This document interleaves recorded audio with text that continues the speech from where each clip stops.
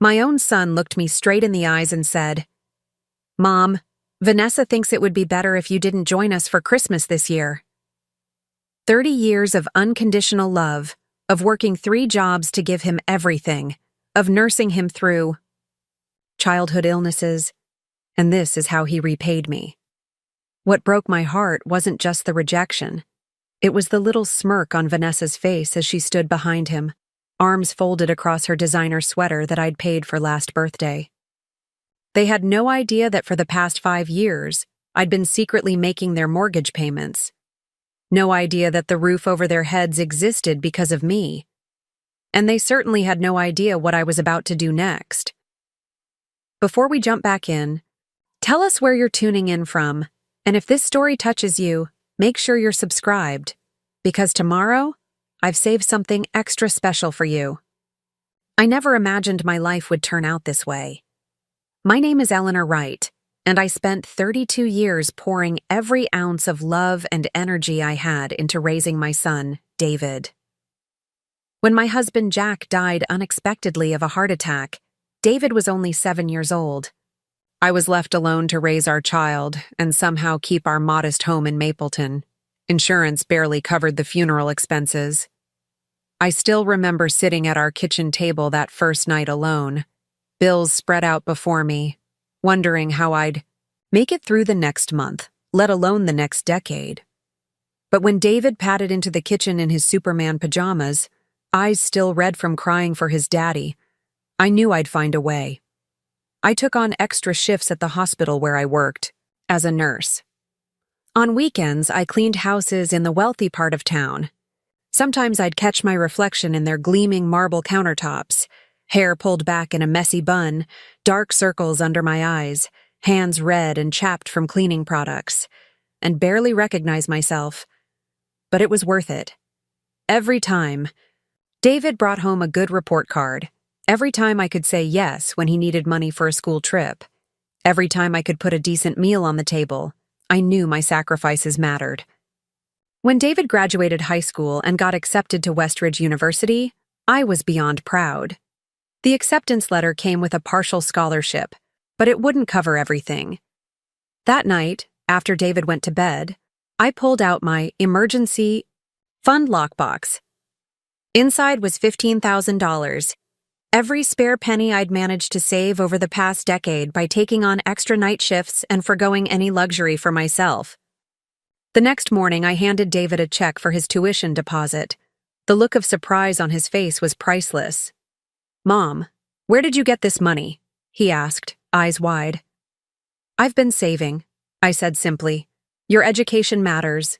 College changed David. He became more confident, more ambitious. He majored in business and talked constantly about the corporate world, about making connections and climbing ladders. I noticed he called home less frequently, and when he did, our conversations grew shorter. He asked fewer questions about my life and seemed uncomfortable when I mentioned my work at the hospital. It was during his junior year that he met Vanessa Harrington. She came from the kind of family that owned vacation homes in multiple countries and had buildings named after them on campus. The first time David brought her home to Mapleton, I could tell she was forcing herself to be polite. Her eyes swept over our modest living room, the worn sofa, the faded curtains, the simple decorations, and I saw the judgment there. "Your home is quaint," she said, her voice dripping with the kind of condescension that masquerades as politeness. Over dinner, she talked about her family's recent trip to the Maldives and the summer home they were building in the Hamptons. I served the pot roast I'd spent all day preparing, using my mother's recipe that David had always loved. Vanessa took 2 small bites before pushing it around her plate. "I usually follow a very strict dietary regimen," she explained, not bothering to hide her distaste. "Grass-fed, organic, you know." That night, after they'd gone up to bed, in separate rooms at my insistence, I overheard them talking. "God, how do you stand living here when you come home?" Vanessa whispered. "It's just temporary," David replied. Once we're married and I'm working at your dad's firm, we'll never have to step foot in a place like this again." His words cut deep. This place was the home where I'd raised him, where I'd kissed his scraped knees and helped him with homework, where I'd held him when he cried after his father's funeral. But I swallowed my hurt. Every mother has to let go eventually, I told myself. After David graduated, he did indeed go to work for Vanessa's father's investment firm in Lakeshire, a tiny, wealthy suburb about an hour from Mapleton. They got engaged shortly after, and the wedding was a lavish affair at the Harrington estate. I wore a dress I'd saved 3 months to buy, wanting to look presentable in front of the Harringtons and their friends. Still, I felt like an outsider at my own son's wedding. Vanessa's mother, Judith, made it clear I didn't belong. During the rehearsal dinner, she cornered me by the bar. "Eleanor, dear," she said, sipping champagne that probably cost more than my weekly salary. "We're so impressed that you managed to raise David all on your own, working as a—" She paused, as if the word might taste bad in her mouth. "A nurse, it's quite remarkable he turned out so polished." I smiled tightly. Children tend to flourish when they're loved. She laughed as if I'd told a particularly amusing joke. "Love is wonderful, of course, but connections and proper breeding do make such a difference, don't you think?" After the wedding, David and Vanessa bought a house in Lakeshire, a sprawling 4-bedroom colonial with pristine white columns and a manicured lawn. It was far beyond what a young couple starting out should have been able to afford. When I visited for the first time, David proudly gave me a tour. "How can you afford this place?" I asked, genuinely concerned about the financial burden they were taking on. David shifted uncomfortably. "Vanessa's parents helped with the down payment, and I'm doing well at the firm." What he didn't say, but what became clear as the tour continued, was that they were living well beyond their means. Designer furniture filled every room. A luxury SUV sat in the garage next to Vanessa's sports car. When I opened the refrigerator to help prepare lunch, I found it stocked with gourmet foods and expensive wines. That night, I overheard them arguing in the kitchen. David was stressed about bills. The mortgage was higher than they'd anticipated, and Vanessa had overspent their budget again. They didn't know I was listening from the guest room. "We can't keep living like this," David said, his voice strained. "The credit cards are maxed out." "My father can't find out," Vanessa hissed. "He thinks we're managing perfectly well. If he knew we were struggling, he'd think you're not good enough to provide for me." "Maybe we should consider a smaller place," David suggested. "Are you insane?" Vanessa's voice rose sharply. "What would my friends say? Besides, your mother lives in that depressing little house and she manages fine. Mom lives modestly because she had to raise me alone. And now you've moved up in the world. We are not downgrading our lifestyle." The next morning, I left, earlier than planned, making up an excuse about a shift at the hospital. But I wasn't going to work. Instead, I drove straight to Parkview Bank in Lakeshire. I'd been saving for years for my retirement, living frugally and putting away every extra dollar. The account had grown to just over $175,000, not enough to retire comfortably, but enough to give me security in my later years. "I'd like to set up a new account," I told the banker, "and I want to arrange for automatic payments from this account to a specific mortgage." The banker looked confused. "You want to pay someone else's mortgage?" "My son's," I said firmly, "but he can't know it's coming from me." After some discussion and paperwork, it was arranged.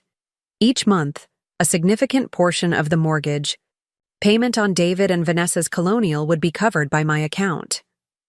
The bank would list it simply as a partial payment assistance program that the couple had supposedly qualified for through the bank. For 5 years, I continued this arrangement, draining my retirement savings to keep them afloat. I worked extra shifts to rebuild some of what I was giving away. I never told David or Vanessa. I told myself it was temporary, that once David moved up at the firm. They'd be able to handle their own expenses, and maybe I could slowly recoup my savings. During those 5 years, I saw my son less and less. Invitations to their home became rare. When I did visit, Vanessa was always busy with some charity committee or social engagement. David seemed perpetually distracted, constantly checking his phone or bringing work home. My grandchildren, twins named Emma and Ethan, knew me mostly through FaceTime calls and the birthday and Christmas gifts I sent. Then came last December. I'd been looking forward to spending Christmas with them for months. I'd saved up for special gifts for the twins, who were now 4 years old. I'd even splurged on a cashmere sweater for Vanessa, hoping to finally bridge the gap between us. Preparing and narrating this story took us a lot of time, so if you are enjoying it, subscribe to our channel. It means a lot to us. Now back to the story. The call came 3 days before Christmas. David's voice sounded strained on the phone. "Hey, Mom, about Christmas." "I was just packing up the gifts to bring over," I said cheerfully, trying to ignore the knot forming in my stomach. There was a pause then. "The thing is, we're having some of Vanessa's family over. Her parents, her sister and brother-in-law, some cousins." "That sounds lovely," I said, though my heart was already sinking. "What time should I arrive?" Another pause. "Actually, Mom," Vanessa thinks. "Well, we both think it might be better if you didn't join us this year." The words hung in the air between us. 32 years of sacrifice, of love, of putting his needs before my own, and now I wasn't welcome at Christmas. "I see," I managed to say, my voice surprisingly steady despite the tears welling in my eyes. "It's just that the house will be full with Vanessa's family, and you know how her mother can be. It would probably be uncomfortable for you anyway." "Of course," I said, gripping the phone so tightly my knuckles turned white. I wouldn't want to make things uncomfortable.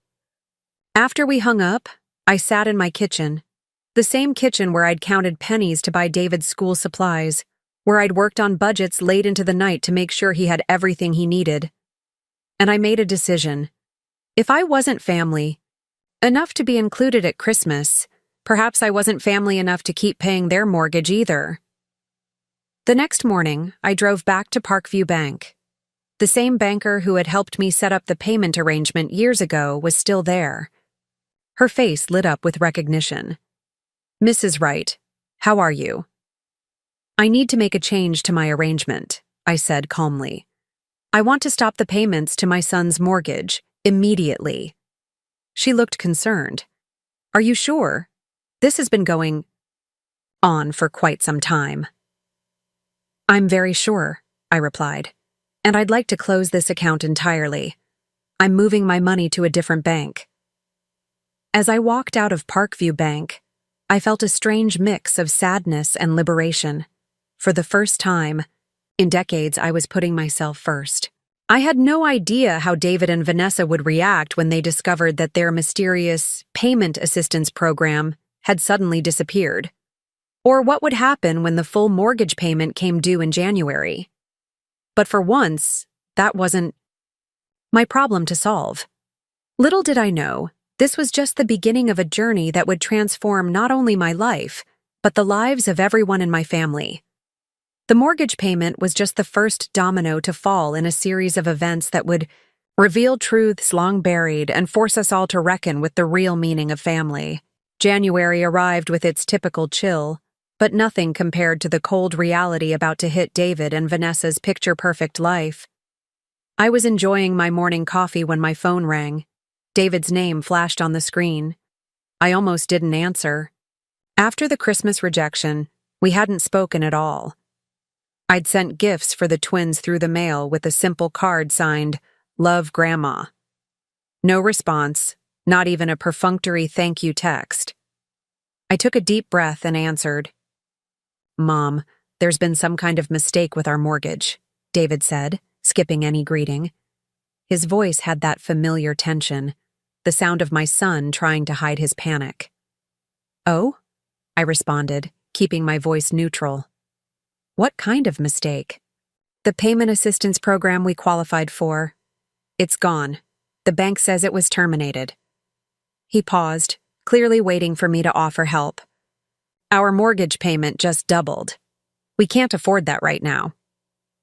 It was remarkable how quickly I'd transformed from family outcast to financial lifeline. I sipped my coffee slowly, savoring the moment. That's concerning, I said mildly. Have you spoken with the bank manager? Of course I have, David snapped, then immediately softened his tone. Sorry. Yes, I spent 2 hours there yesterday. They claim we never actually qualified for any official assistance program. They can't explain where the payments were coming from. How mysterious, I replied. Mom, I was thinking. I know it's a lot to ask, but could you possibly help us out? Just until we figure this out? We can't miss a mortgage payment. It would destroy our credit. The irony wasn't lost on me. I wasn't welcome for Christmas dinner, but my money certainly was. 5 years of secretly supporting them, and now he was directly asking for more. David, I said carefully, I'm a retired nurse. Do you really think I have enough money to cover half of your mortgage payment in Lakeshire? There was a long pause. I wouldn't ask if we weren't desperate. Where's Vanessa's family in all this? The Harringtons have more money than they know what to do with. Another pause. Vanessa doesn't want her parents to know we're struggling. Of course, she didn't. Image was everything to Vanessa and her family.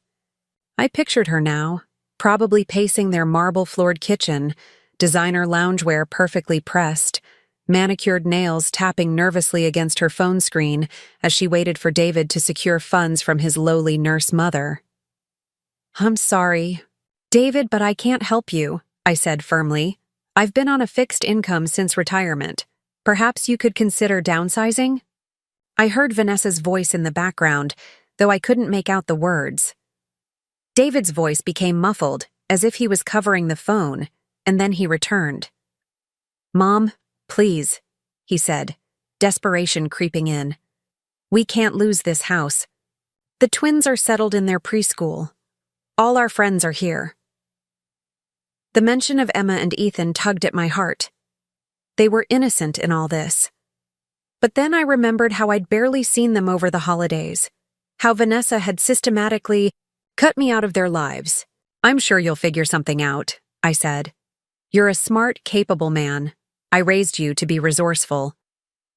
After the call ended, I sat in my kitchen for a long time, wondering if I'd made the right decision. Part of me wanted to rush in and fix everything, as I'd always done. But a stronger, newly awakened part knew it was time for David to face reality without my safety net. That afternoon, I received a text from Vanessa. It was the first direct communication we'd had in months. Eleanor, David told me about your conversation. I'm disappointed you aren't willing to help your own son during a crisis. Families should stick together. The sheer audacity left me speechless. Families should stick together, except at Christmas, apparently. I didn't respond. 3 days later, my doorbell rang. I opened it to find Vanessa standing there, looking immaculate as always, in a camel haircoat and leather boots that probably cost more than my monthly pension. Her perfectly highlighted hair was swept into a casual updo that I'm sure had taken her stylist an hour to create. Eleanor, she said tightly. May I come in? I stepped aside, gesturing her into my modest living room. She perched on the edge of my sofa as if afraid it might contaminate her designer outfit. I'll get straight to the point, she said, not bothering with pleasantries. We need help with the mortgage just for a few months. David's due for a promotion, and then we'll be fine. I sat in my armchair, studying my daughter-in-law's face.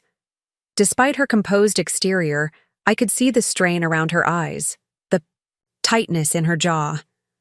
Vanessa, I'm curious. Why come to me when your family has so much more to offer? She shifted uncomfortably. My parents believe in financial independence. They helped with the down payment, but they expect us to manage the rest. Financial independence, I repeated slowly. That's an interesting concept coming from the Harringtons. Your parents paid for your education, your wedding, half your house, and from what I understand, your father gave David his job. Her cheeks flushed. That's different. Those were gifts, not bailouts. And what exactly would money from me be? She didn't answer directly. Instead, she leaned forward, her voice softening in what I recognized as her negotiation tone. Look, I know things have been strained between us, and I apologize if you felt excluded over the holidays. It was never my intention to hurt you. Notice how she apologized for how I felt, not for what she did. Classic Vanessa. The holidays were just so hectic, she continued. My mother was being impossible about the menu. My sister was going through her divorce drama, and the twins were overtired and cranky. I thought it would be easier for everyone if we kept it simple.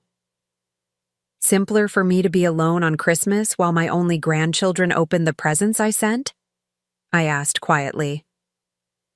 Vanessa had the grace to look slightly ashamed, but recovered quickly. We can make it up to you. In fact, why don't you come for dinner this Sunday? The twins have been asking about their grandma. Have they really? I wondered. Or are you just saying that to manipulate me? That's very kind, I said, not committing. About the mortgage situation, have you considered downsizing? There are lovely 3-bedroom homes in Mapleton that would cost half what you're paying now. Vanessa looked horrified. Move to Mapleton? We couldn't possibly. David's commute would be over an hour, and the schools here aren't up to the standards we want for the twins. The schools were good enough for David, I pointed out. He turned out fine. Times have changed, she dismissed. Besides, what would we tell everyone? That we couldn't afford Lakeshire anymore. It would devastate David's position at the firm. And there it was, the truth. This wasn't about practicality or the twins' education. It was about keeping up appearances, about maintaining the facade of success they'd built. I'm afraid I can't help you, I said firmly. As I told David, I'm on a fixed income. I simply don't have that kind of money available. Vanessa's pleasant mask slipped. You're being deliberately difficult. David told me you have savings. My modest retirement fund is exactly that, for my retirement. I worked hard for every penny of it. And David is your son, she countered, her voice rising slightly. Your only child. Surely securing his future is more important than whatever you're saving for. I studied her for a moment. Have you considered taking on extra? Work yourself. I understand you haven't had a job since before the twins were born. Her eyes widened in genuine shock. Me? Work? We have 4-year-old children, Eleanor. Many mothers work while raising children. I certainly did. That's different, she said dismissively. We have a certain lifestyle to maintain. I'm on 3 charity boards. I run the Parents Association at Brightwood Preschool. My schedule is completely full. I nodded slowly, understanding perfectly. Vanessa's work was maintaining their social position, planning galas, attending luncheons, ensuring the twins had playdates with the right families. It was a full-time job, but not one that generated income. Then I suppose you and David will need to make some difficult decisions, I said.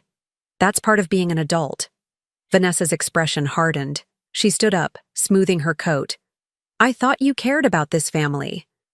I do, I replied calmly. More than you know.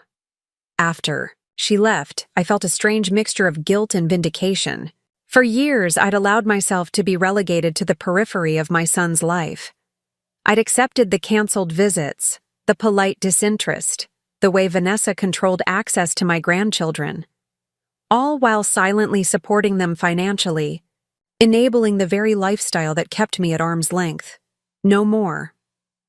2 weeks later, I received a call from an unfamiliar number. It was Judith Harrington, Vanessa's mother. "Eleanor?" she said, her cultured voice immediately recognizable. "I hope I'm not disturbing you." "Not at all," I replied, genuinely curious about why she would be calling me. We'd barely exchanged more than polite small talk at David and Vanessa's wedding and a few family events since. "I understand David and Vanessa are experiencing some financial difficulties," she said, carefully choosing her words. "So they'd finally swallowed their pride and approached the Harringtons." "Interesting." "Yes, I believe they are," I confirmed neutrally. "Vanessa seems to think you might have been helping them with their mortgage in some way." She was rather vague about the details. I took a deep breath. Here was my opportunity to explain everything, how I'd silently supported them for years while they excluded me from their lives. But something held me back. What purpose would it serve now? "I'm not sure what Vanessa told you," I said carefully, "but I'm a retired nurse on a fixed income. I'm afraid I'm not in a position to help with a Lakeshire mortgage." There was a pause, and I could almost hear Judith recalibrating her approach. "Of course," she said smoothly. "I merely thought there might have been some confusion. Vanessa mentioned something about a payment assistance program that mysteriously vanished." "How strange," I replied, offering nothing more. Another pause. "Eleanor, I hope you don't think I'm overstepping, but I've always admired how you raised David on your own. It couldn't have been easy." Was Judith Harrington actually paying me a compliment? This was new territory. "Thank you," I said. "I did my best. William and I have decided to help them through this rough patch," she continued. "We're arranging for a monthly stipend to cover the difference in their mortgage payment. That's very generous of you." "We can't have them losing the house," she said with a small laugh. "What would people think?" Heaven forbid the Harringtons be associated with something as unseemly as a foreclosure. "While I have you," Judith continued, her voice taking on a conspiratorial tone, "I was hoping we could discuss Vanessa and David's marriage, mother to mother." This was unexpected. "What about their marriage?"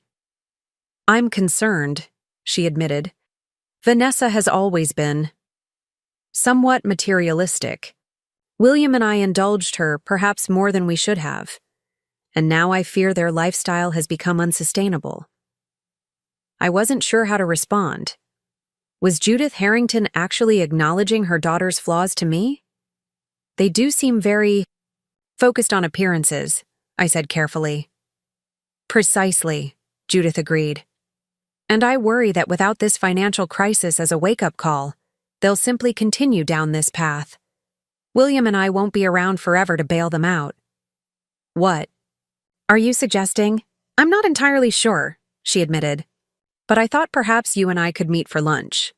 Compare notes, so to speak. We both want what's best for them, don't we?" I agreed to meet her the following day at a small cafe halfway between Mapleton and Lakeshire. As I hung up, I wondered what Judith's real agenda might be. The Harringtons weren't known for their straightforward dealings. That night I received a text from David. "Mom, I don't know what you said to Vanessa, but she was upset all evening. We're really struggling here. I thought you'd be more understanding." I didn't respond. Let him wonder for a change. The cafe, where I met Judith, was elegant but understated. The kind of place where wealthy women meet to discuss charitable donations or exchange discreet gossip.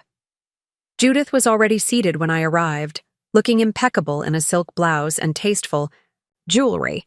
"Eleanor, thank you for coming," she said, gesturing to the chair across from her. "I've taken the liberty of ordering tea." I settled into my seat, studying Vanessa's mother. She was probably in her late 60s, but looked a decade younger, thanks to whatever exclusive skincare regimen and subtle cosmetic procedures wealthy women of her generation favored. "I appreciate you reaching out," I said, "though I'm still not entirely clear on what you hope to accomplish." Judith smiled, faintly. Direct. "I like that about you, Eleanor. You don't waste time with social niceties. Life is too short, I replied, especially at our age. Indeed. She poured tea for both of us. Let me be equally direct then.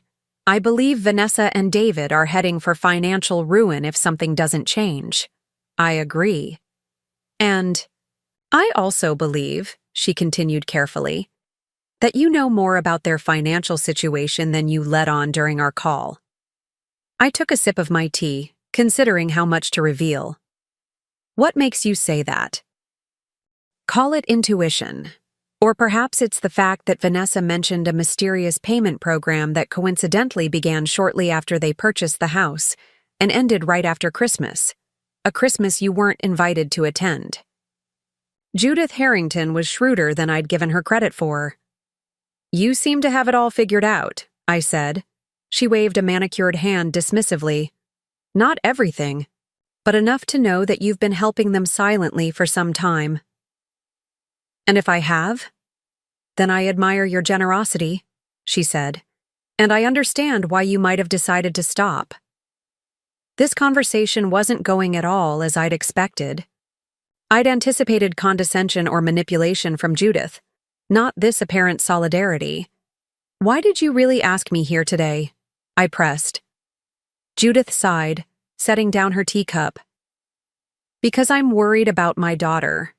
Not just financially, but fundamentally. William and I gave Vanessa everything she ever wanted. We never said no. We thought we were showing love, but I fear we created a monster instead. I couldn't hide my surprise at her candor. Don't look so shocked, Eleanor, she said with a small, sad smile. Mothers know their children's flaws, even when we try to ignore them. Vanessa has spent her entire life believing that appearance equals worth, that having the right address, the right clothes, the right friends is what matters most. And now? And now I watch her pushing away the people who truly care about her, like you, while chasing a lifestyle that's making her increasingly unhappy. Judith looked genuinely troubled. Do you know she's on anxiety medication? Has been since college?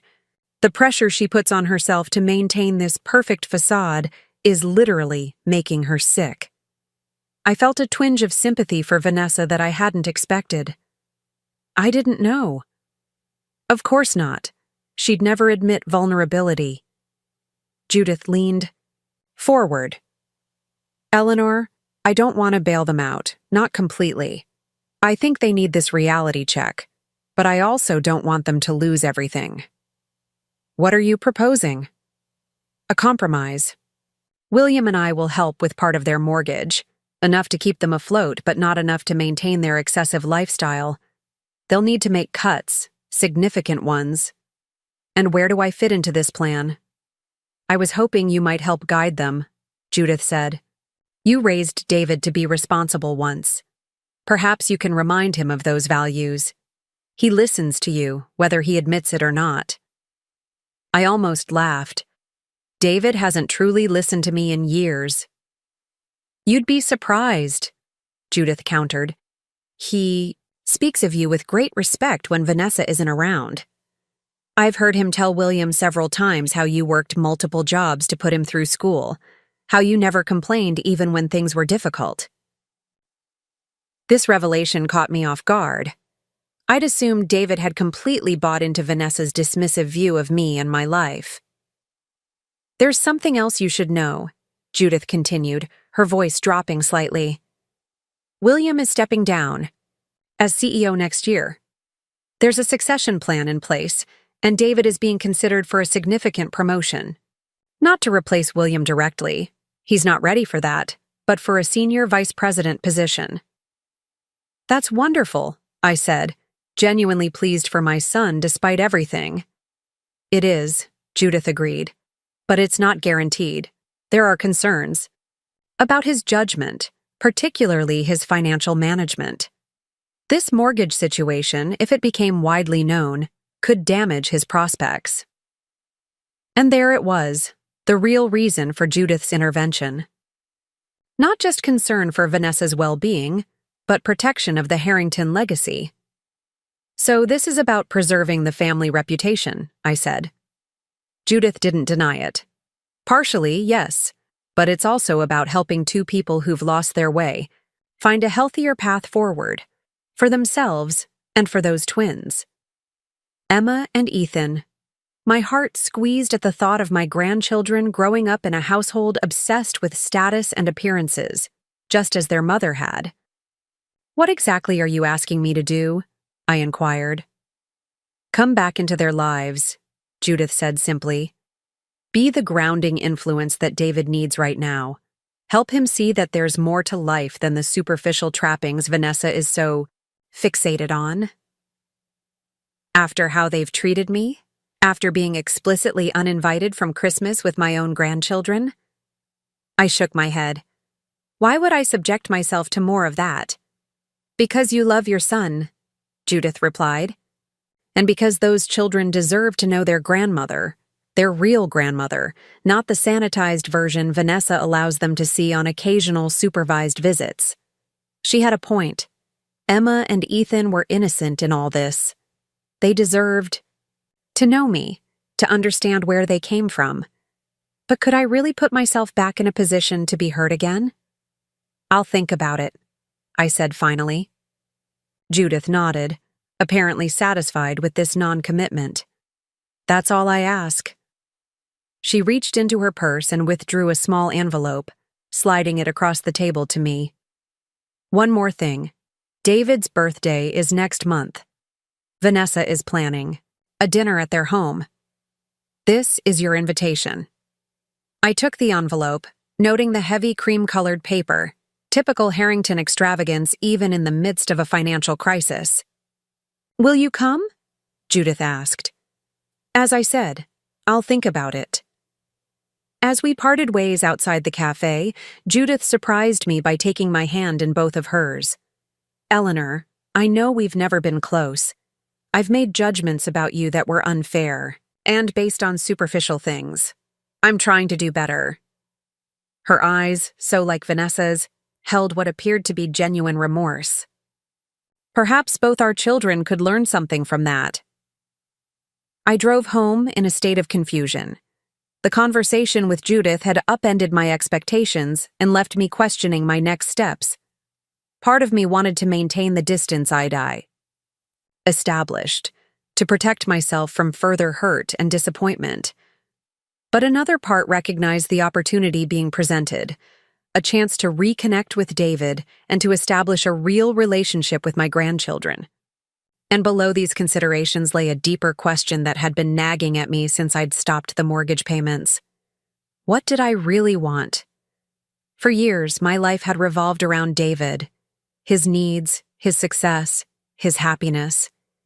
Even my decision to secretly support their mortgage had been, at its core, about helping him. But now, with that obligation lifted, what did I want for myself? The answer came to me slowly as I pulled into my driveway.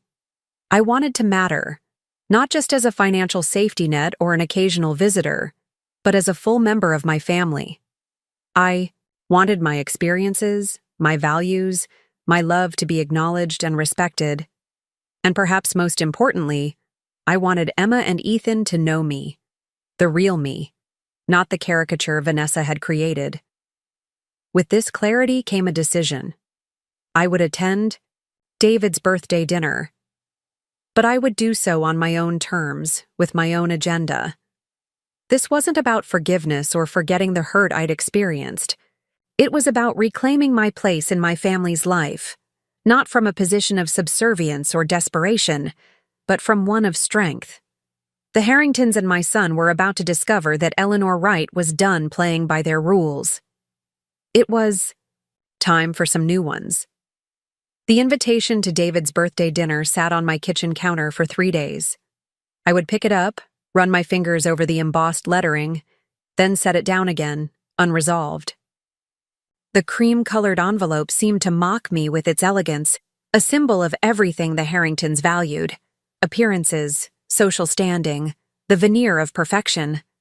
Yet it also represented an opportunity I wasn't sure I was ready to embrace. On the 4th day, I made my decision. I called the number on the invitation, not David or Vanessa's, but a separate line that I assumed belonged to whatever event planner Vanessa had hired for the occasion. "Wright residence. This is Camilla." "Speaking," answered a polished voice I didn't recognize. "Hello, this is Eleanor Wright, David's mother. I'm calling about the birthday dinner invitation." "Of course, Mrs. Wright. We're so pleased you'll be joining us. May I confirm your attendance for the 15th at 7 o'clock? "Yes," I said firmly. "I'll be there." "Wonderful. And will you be bringing a guest?" The question caught me off guard. I hadn't considered bringing anyone. My social circle in Mapleton was small, mostly former colleagues from the hospital and a few neighbors. None seemed appropriate for what would undoubtedly be a formal Harrington affair. Then I thought of Robert Caldwell, my neighbor from 3 doors down. He was a retired literature professor, widowed like me, with a dry sense of humor and kind eyes that crinkled when he smiled. We'd shared coffee on several occasions, discussed books, and once attended a community theater production together. It wasn't exactly dating, but there was a comfortable companionship between us. "Yes," I heard myself say, "I'll be bringing Robert Caldwell." After hanging up, I immediately questioned my decision. What was I thinking? Robert and I were barely more than friendly neighbors. Bringing him to this dinner would suggest a relationship that didn't exist. And yet, the thought of walking into the Harrington Lion's Den alone was daunting. Robert's steady presence would be comforting. I walked down the street to his tidy bungalow and knocked on the door. Robert answered in reading glasses and a cardigan, a book still in his hand. "Eleanor," he said with a warm smile. "What a pleasant surprise." I may have done something impulsive, I admitted, explaining about the invitation and how I'd included him without asking first. Robert listened thoughtfully, then laughed. "So you need a shield against the formidable Harringtons? I'd be honored to serve as your protector." "It might be uncomfortable," I warned. "There's some family tension." "I spent 40 years in academia," he reminded me. "I'm well-versed in navigating social minefields. Besides, any excuse to escort a lovely woman to dinner is welcome." His easy acceptance calmed my nerves. Perhaps this evening wouldn't be a complete disaster after all. The next 2 weeks passed quickly. I found myself unexpectedly focused on what to wear, something I hadn't concerned myself with in years. My wardrobe, practical and modest, suddenly seemed woefully inadequate for a Harrington event. After much deliberation, I visited a boutique in Mapleton's small downtown area. "I need something elegant but not flashy," I told the saleswoman, "for a formal family dinner." She studied me thoughtfully, then brought several options.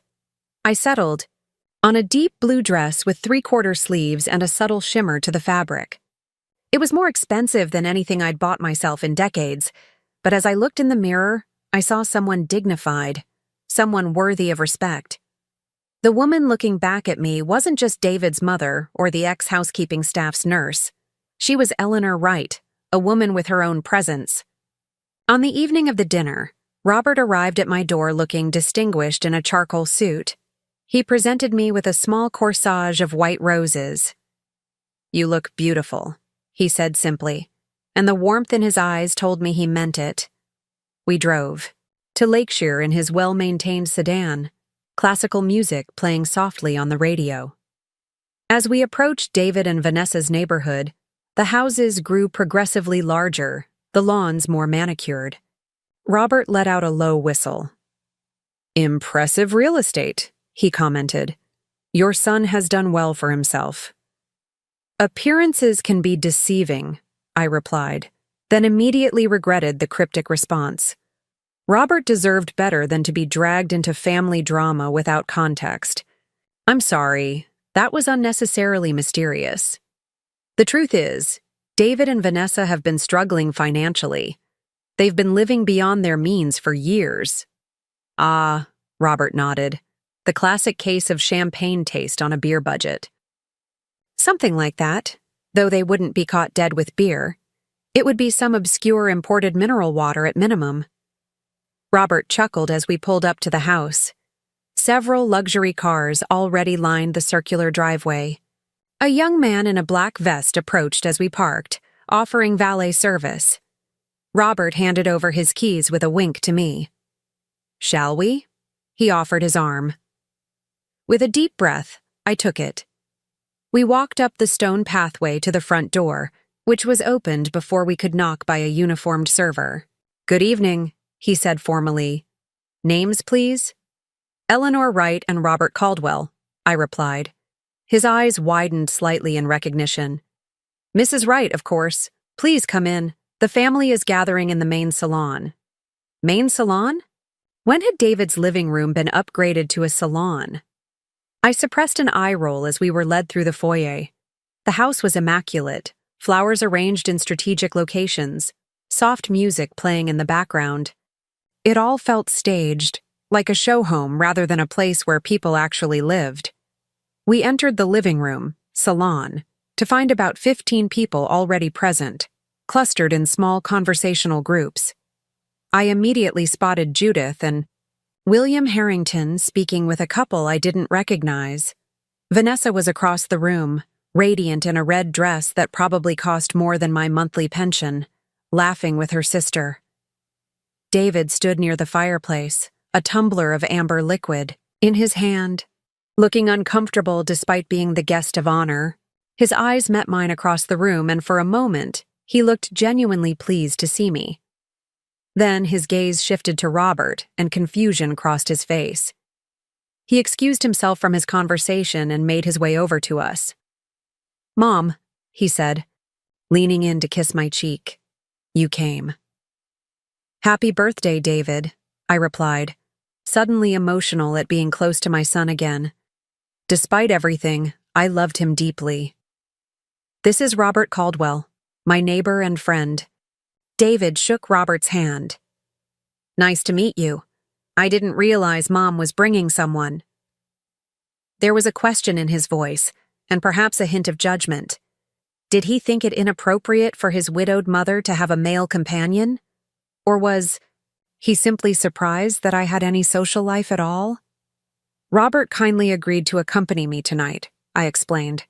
"He's a retired literature professor from Mapleton University." "Fascinating," David said, though his tone suggested the opposite. "Well, enjoy yourselves. Dinner will be served at 8.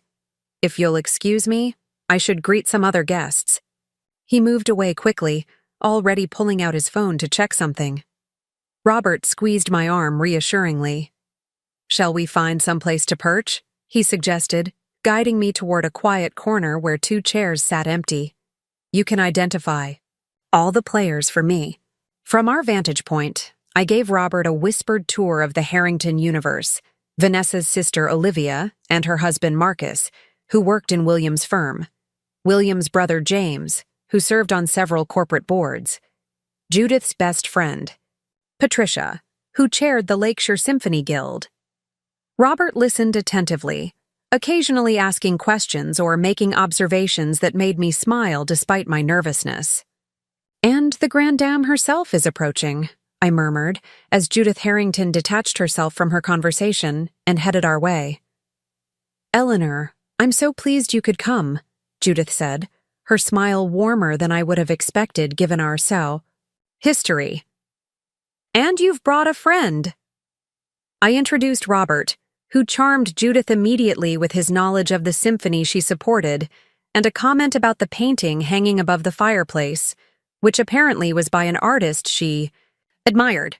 "You must sit near us at dinner," Judith insisted. "William will enjoy discussing the symphony season with you, Robert." After she moved on, Robert raised an eyebrow at me. "The fearsome mother-in-law seems quite cordial." "Recent developments," I explained. "She and I have reached a sort of understanding." Before I could elaborate, a server approached with a tray of champagne flutes. We each took one, and I used the opportunity to scan the room for my grandchildren. There was no sign of Emma or Ethan. "Looking for someone?" Robert asked. "My grandchildren. I thought they might be here, at least for part of the evening. Perhaps they're with a sitter. It is a rather adult gathering. He was right, of course. Still, I had hoped to see them, even briefly. It had been months since our last real interaction. As if reading my thoughts, Vanessa appeared at my side, her smile not quite reaching her eyes. "Eleanor, how lovely you could make it," she said, leaning in for an air kiss near my cheek. "And with a friend. How nice for you." The condescension in her voice was subtle but unmistakable. Robert, either not noticing or choosing to ignore it, extended his hand warmly. "Robert Caldwell, delighted to meet you, Vanessa. You have a beautiful home." "Thank you," she preened slightly. "We've put a lot of work into it." "I've been admiring your art collection," Robert continued smoothly. "The piece above the fireplace. Is that an original Matthews?" Vanessa blinked, clearly surprised that this unassuming older man from Mapleton could identify the artist. "Yes, it is. William and Judith gave it to us as a housewarming gift. His use of light is remarkable," Robert observed. "I saw a similar piece at the Westridge Museum last spring. Their modern wing has become quite impressive." "Oh, are you a collector?" Vanessa asked, reassessing him. "More of an appreciator," Robert replied modestly. "My late wife was the real enthusiast. She taught art history." The mention of Robert's deceased wife softened Vanessa's expression slightly. "How wonderful that you share her interest. Eleanor, the twins were asking about you earlier." "Were they?" My heart lifted. "Are they here?" "They're upstairs with their nanny. They've already had dinner, but I thought perhaps you might want to say goodnight to them before they go to bed. Around 9? It was a small concession, but I seized it gratefully. "I'd love that." "Wonderful."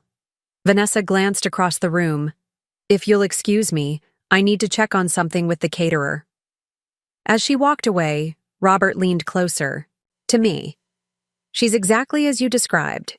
Was I too harsh?" "Not at all. That woman could give masterclasses in genteel condescension." I laughed, feeling some of the tension leave my shoulders. Robert's presence was proving even more valuable than I'd anticipated. Having him beside me, steady and perceptive, made me feel less like an outsider in my son's life. Dinner was announced shortly thereafter, and we were all directed to the dining room where an elegant table had been set for 16. Place cards marked our positions, and true to Judith's word, Robert and I were seated near her and William. David was at one end of the table, with Vanessa at the other. A seating arrangement I found oddly formal for a birthday celebration. The meal was elaborate, 5 courses, each paired with a different wine. The conversation flowed around topics: safe for mixed company, real estate trends in Lakeshire, the upcoming charity gala season, someone's recent trip to Tuscany. I noticed David barely participated, responding when directly addressed but otherwise seeming preoccupied. He checked his phone several times beneath the table, a breach of etiquette that didn't go unnoticed by Vanessa, who shot him irritated glances. During the fish course, William Harrington turned his attention to me. "Eleanor, Judith tells me you were a nurse at Mapleton General for many years." "Yes, 35 years in total. I retired 5 years ago." "Admirable profession." He nodded. "Challenging work?" "It was," I agreed, "but deeply rewarding." "Nursing is so essential," added Patricia, Judith's friend. "Though I imagine the hours were difficult, especially as a single mother." There was a hint of something in her voice, not quite pity, but a certain awareness of class difference. I'd encountered it often in Vanessa's social circle. "They were," I acknowledged, "but it taught David the value of hard work and sacrifice." I glanced toward my son. "Didn't it, David?" David looked up from his plate, momentarily flustered. "Absolutely. Mom worked incredibly hard to give me opportunities." "And now look at you," William said heartily. Senior account manager, on track for vice president. You've done your mother proud. David smiled tightly. Thank you, sir. The conversation shifted to William's upcoming retirement and the changes it would bring to the firm. I watched David's face carefully during this discussion. There was tension there, a tightness around his mouth that suggested anxiety rather than anticipation. When dessert was served, an elaborate chocolate creation that looked too artistic to eat, Vanessa tapped her glass for attention. Before we bring out the cake, I'd like to propose a toast to David, she announced. To my wonderful husband on his 39th birthday. You're an amazing father, a devoted husband, and the cornerstone of our beautiful life together. Everyone in this room admires your dedication and success. Glasses were raised, congratulations murmured. David nodded his thanks, but there was something forced about his smile. As the servers brought in a cake blazing with candles, I excused myself quietly. It was nearly 9, and I was determined not to miss my promised time with the twins. I slipped away from the dining room and made my way upstairs. I'd only been to the second floor a handful of times, but I remembered the twins' rooms were at the end of the hallway.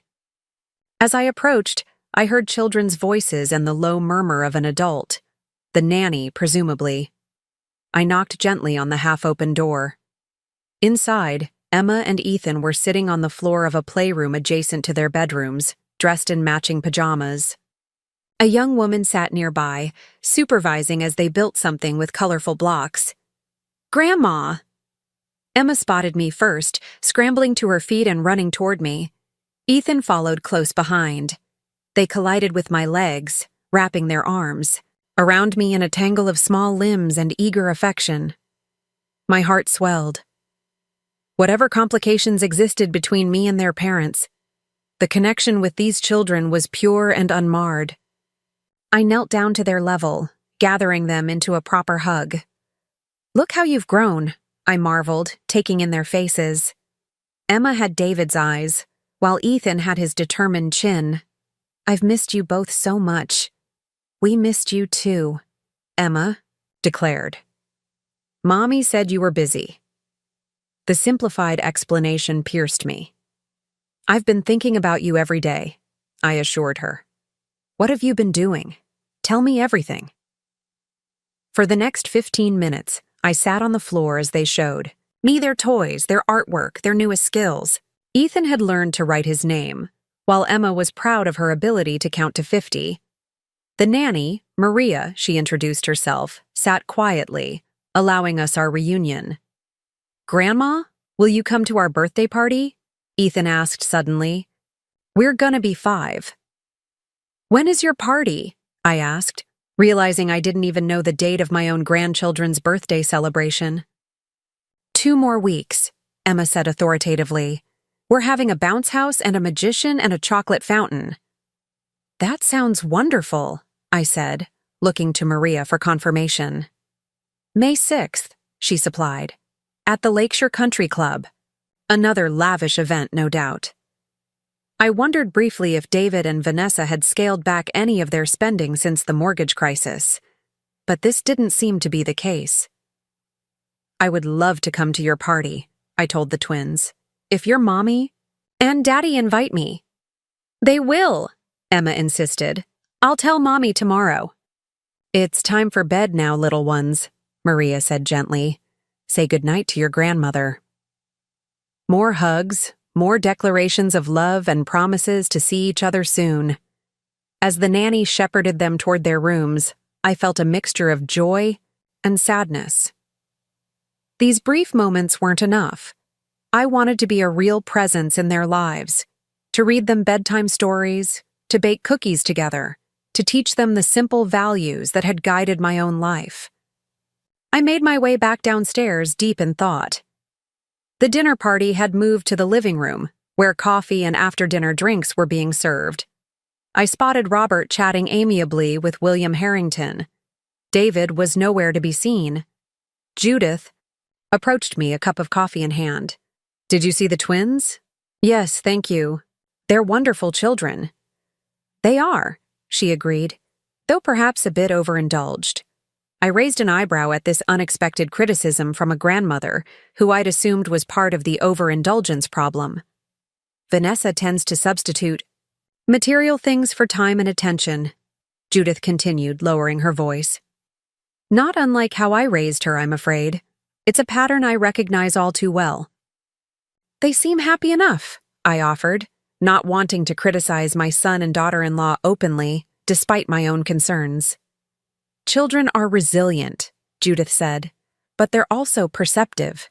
They know when something isn't right in their home. This cryptic comment hung in the air between us.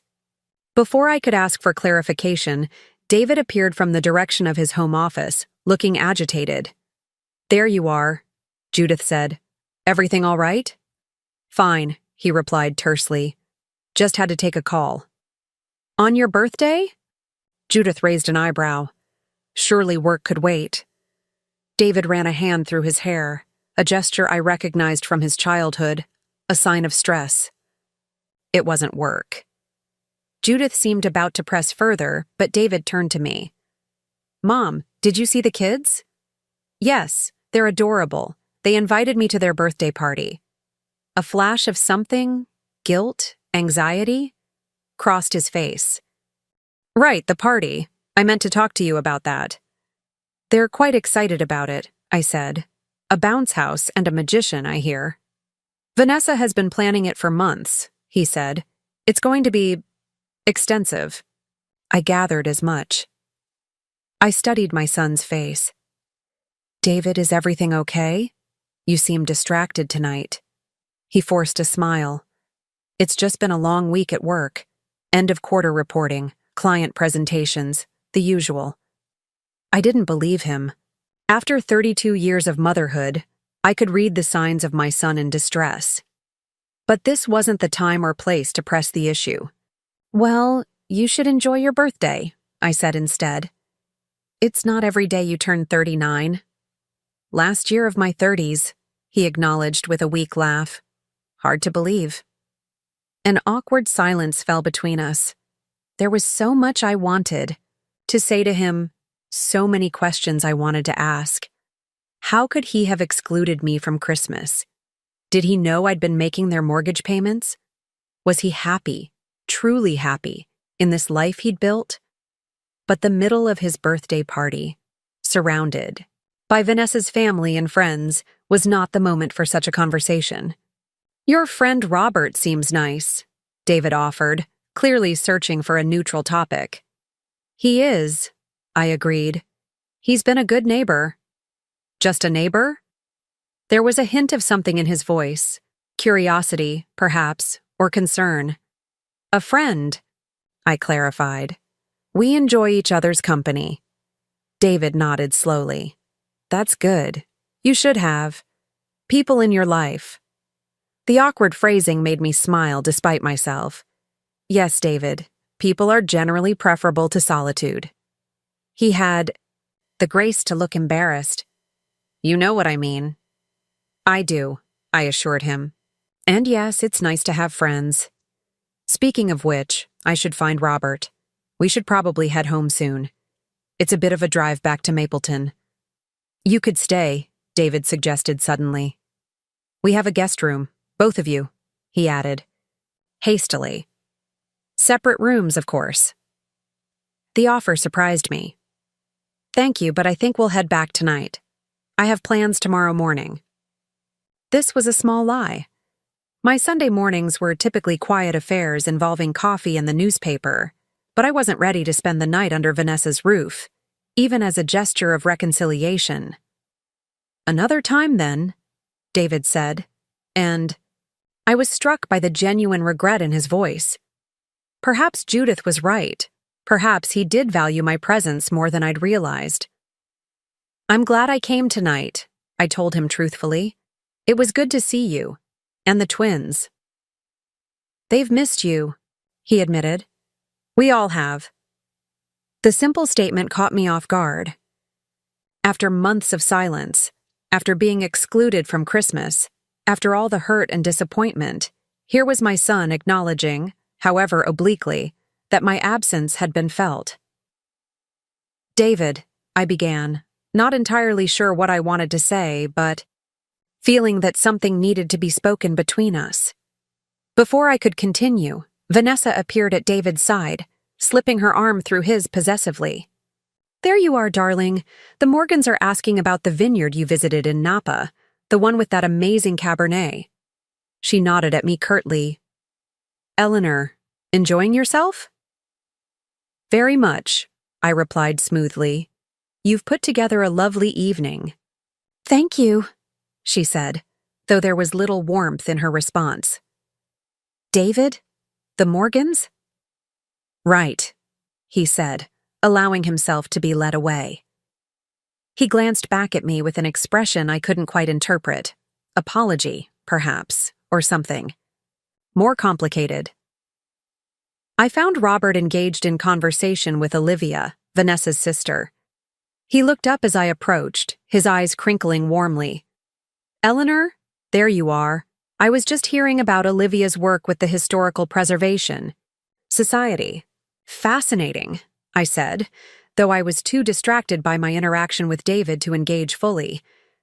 "Robert, would you mind terribly if we headed back soon? It's getting late." "Of course not," he said immediately, attuned to the subtle tension in my voice. "Olivia, it was a pleasure to meet you." We made our polite goodbyes, thanking Vanessa for the evening, congratulating David once more on his birthday. As we walked to the door, Judith pulled me aside briefly. "I'm glad you came," she said quietly. It meant a lot to David, whether he can express it or not. It was enlightening, I replied. She squeezed my arm gently. "We'll talk soon." The drive back to Mapleton was quiet, Robert respecting my need for silence as I processed the evening. The questions that had been swirling in my mind before dinner remained largely unanswered, and new ones had joined them. What was really happening in my son's life? Why had he seemed so distracted and anxious at his own birthday celebration? And what had Judith meant about the twins knowing something wasn't right in their home? As we pulled up to my house, Robert turned to me. "Would you like to talk about it?" I considered the offer. Robert had been an unexpected source of support tonight, his steady presence a comfort in the sometimes hostile territory of the Harrington social circle. But the thoughts and feelings churning inside me were still too raw, too unformed. "Not tonight," I said, "but thank you for coming with me, for being so understanding." "It was my pleasure," he replied, "and when you're ready to talk, I'm a very good listener." He walked me to my door, waiting as I unlocked it and turned on the light inside. There was a moment when we stood facing each other, and I wondered if he might lean in for a goodnight kiss. Instead, he took my hand and squeezed it gently. "Good night, Eleanor. Call me tomorrow if you need anything." As I watched him walk back to his car, I realized that something had shifted, not just between Robert and me, but within myself. The evening hadn't gone as I'd expected, but it had revealed possibilities I hadn't considered.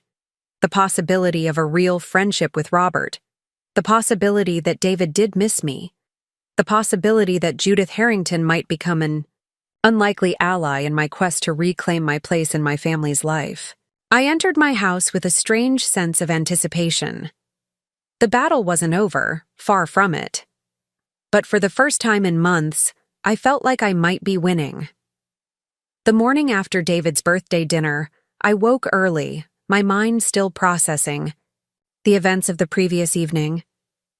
The cool morning light filtered through my bedroom curtains as I prepared my coffee, a Sunday ritual I'd maintained for decades. As I settled into my favorite armchair with the steaming mug, my phone chimed with a text message. It was from Judith Harrington. "Coffee at Westridge Garden Cafe, 11 a.m. Much to discuss." I hesitated. My relationship with Judith was still new and fragile, more of a strategic alliance than a friendship. Yet I couldn't deny my curiosity about what she wanted to discuss.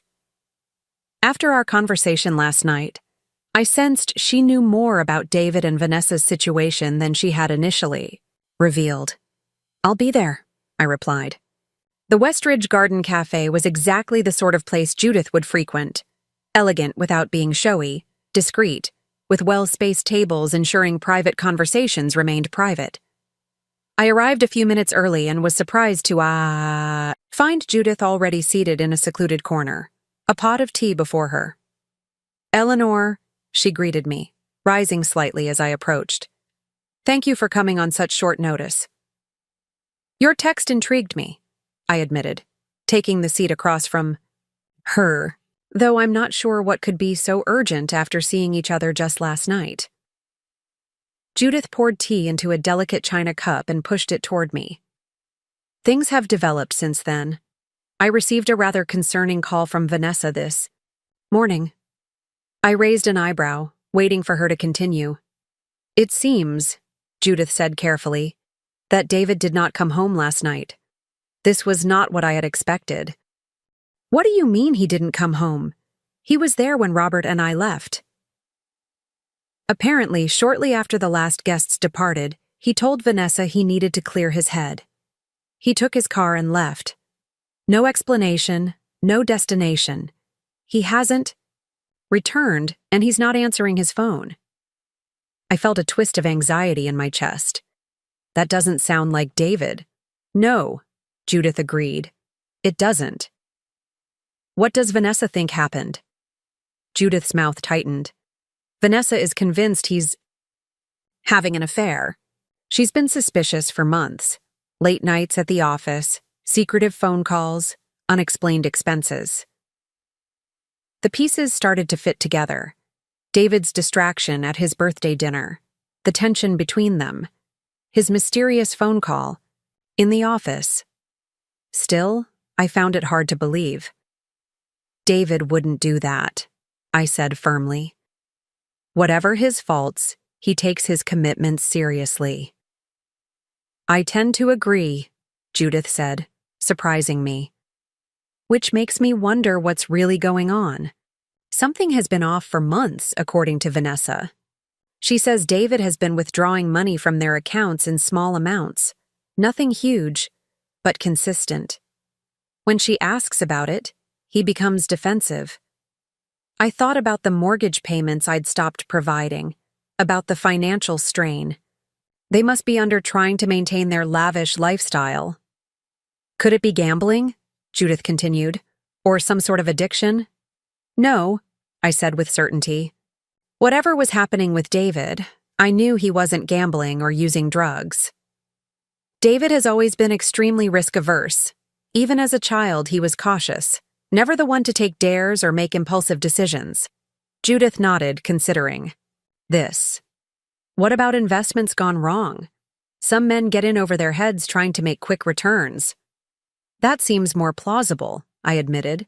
"But why wouldn't he just tell Vanessa?" "Pride, perhaps, or fear of disappointing William. David knows his promotion depends partly on demonstrating sound financial judgment." We sat in silence for a moment, each lost in our own thoughts. Something was nagging at me, a memory from years ago that seemed relevant but remained just out of reach. "I'm worried about him, Eleanor," Judith said quietly, and I was struck by the genuine concern in her voice. "This behavior isn't like David at all." "I agree. Have you spoken with William about this?" "Not yet. He's golfing with clients this morning. And truthfully, I wanted to speak with you first. You know David in ways William and I don't." This acknowledgement that my understanding of my son was valuable, perhaps even essential, meant more than Judith could know. "What does Vanessa want to do?" I asked. "Currently, she's vacillating between fury and panic. She wanted to call the police, but I convinced her to wait. A missing persons report would raise questions we might not want answered yet." Questions. That could jeopardize David's standing at the firm, I realized. Always the Harrington reputation to consider. Did David take anything with him? Clothes? Personal items? Not that Vanessa noticed, just his wallet and phone. And the twins? Do they know anything is wrong? They were asleep when he left. Vanessa told them their father had an early meeting this morning. Judith's lips pressed into a thin line. I don't like lying to the children, but in this case, it seemed kindest. I pulled out my phone and tried calling David's number. It went straight to voicemail. David, it's Mom. Please call me as soon as you get this. I'm worried about you. I ended the call and looked at Judith. Has Vanessa checked his email? His computer? She tried, but everything is password protected. What about credit card? Transactions? Has there been any activity since last night? Judith raised an eyebrow, impressed by the question. I don't know. That's a good idea. I think we should go to the house, I decided. I want to look at his office myself. Do you think that's wise? Vanessa is in quite a state. All the more reason for us to be there, I insisted. Besides, the twins might reveal something. To me that they wouldn't tell Vanessa. Children often confide in their grandparents. Judith considered this, then nodded. Very well. I drove here so we can go together if you'd like. 20 minutes later, we pulled up to David and Vanessa's house. The festive atmosphere of the previous night had vanished, replaced by a heavy silence. Vanessa opened the door before we could ring the bell, her eyes red-rimmed, her normally immaculate appearance disheveled. Any word? Judith asked immediately. Vanessa shook her head, then noticed me standing beside her mother. Her expression hardened slightly. Eleanor, what are you doing here? I'm here to help find my son, I replied evenly, refusing to be intimidated by her tone. May we come in? She stepped aside reluctantly. Inside, the house was eerily quiet, no sign of the twins or their nanny. Where are Emma and Ethan? I asked. Maria took them to the park, Vanessa said, running a hand through her uncombed hair. I didn't want them to see me like this. Has David made any contact at all? Judith pressed. A text? An email? Anything? Nothing.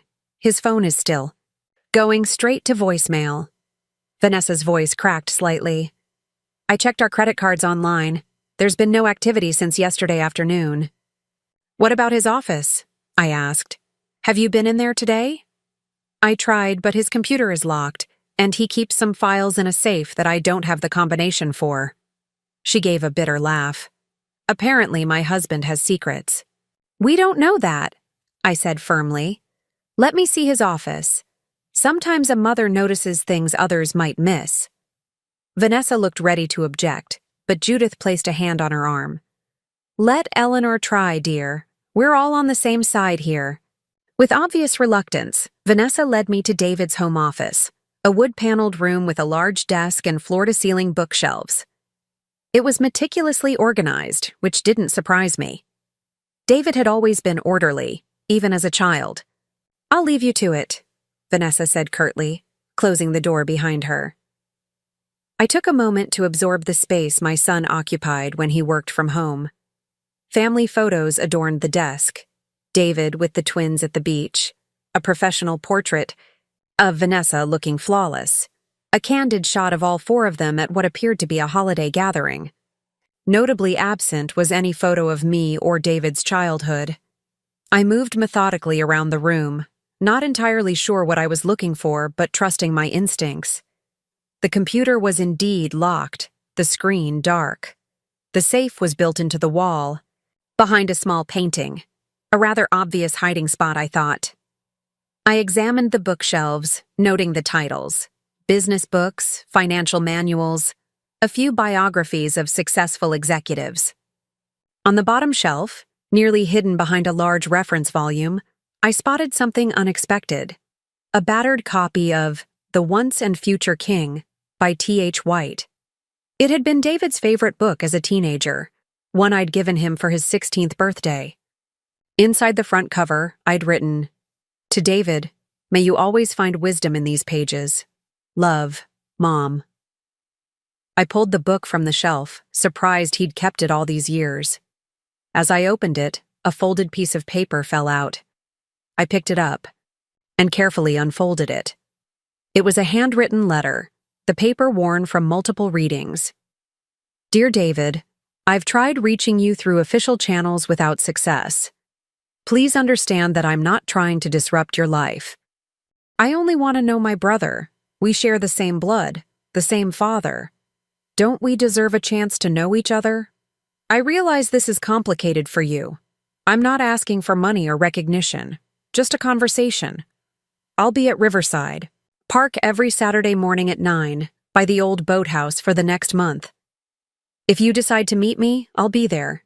Regardless of what you choose, I wish you and your family well. Your brother, Jason. I stared at the letter, my hands trembling slightly. A brother? David didn't have a brother. Jack had been an only child, and I'd never had another child after David. Unless... The memory that had been tugging at me earlier finally surfaced. Years ago, when David was around 12, Jack's ex-girlfriend had contacted me out of the blue.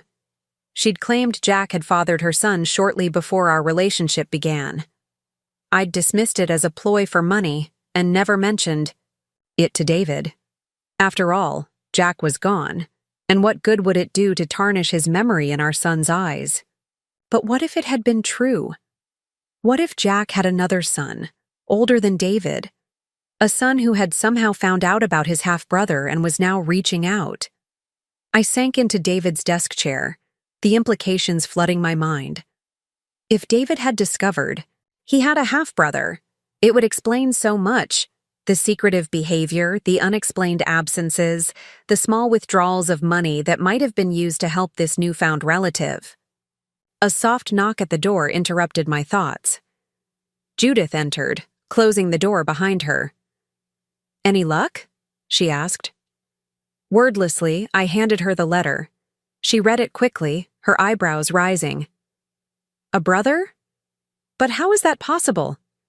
I explained the encounter with Jack's ex-girlfriend all those years ago, my dismissal of her claims, my decision to protect David from what I'd assumed was a false accusation. "And now this Jason person has found David," Judith said, connecting the dots.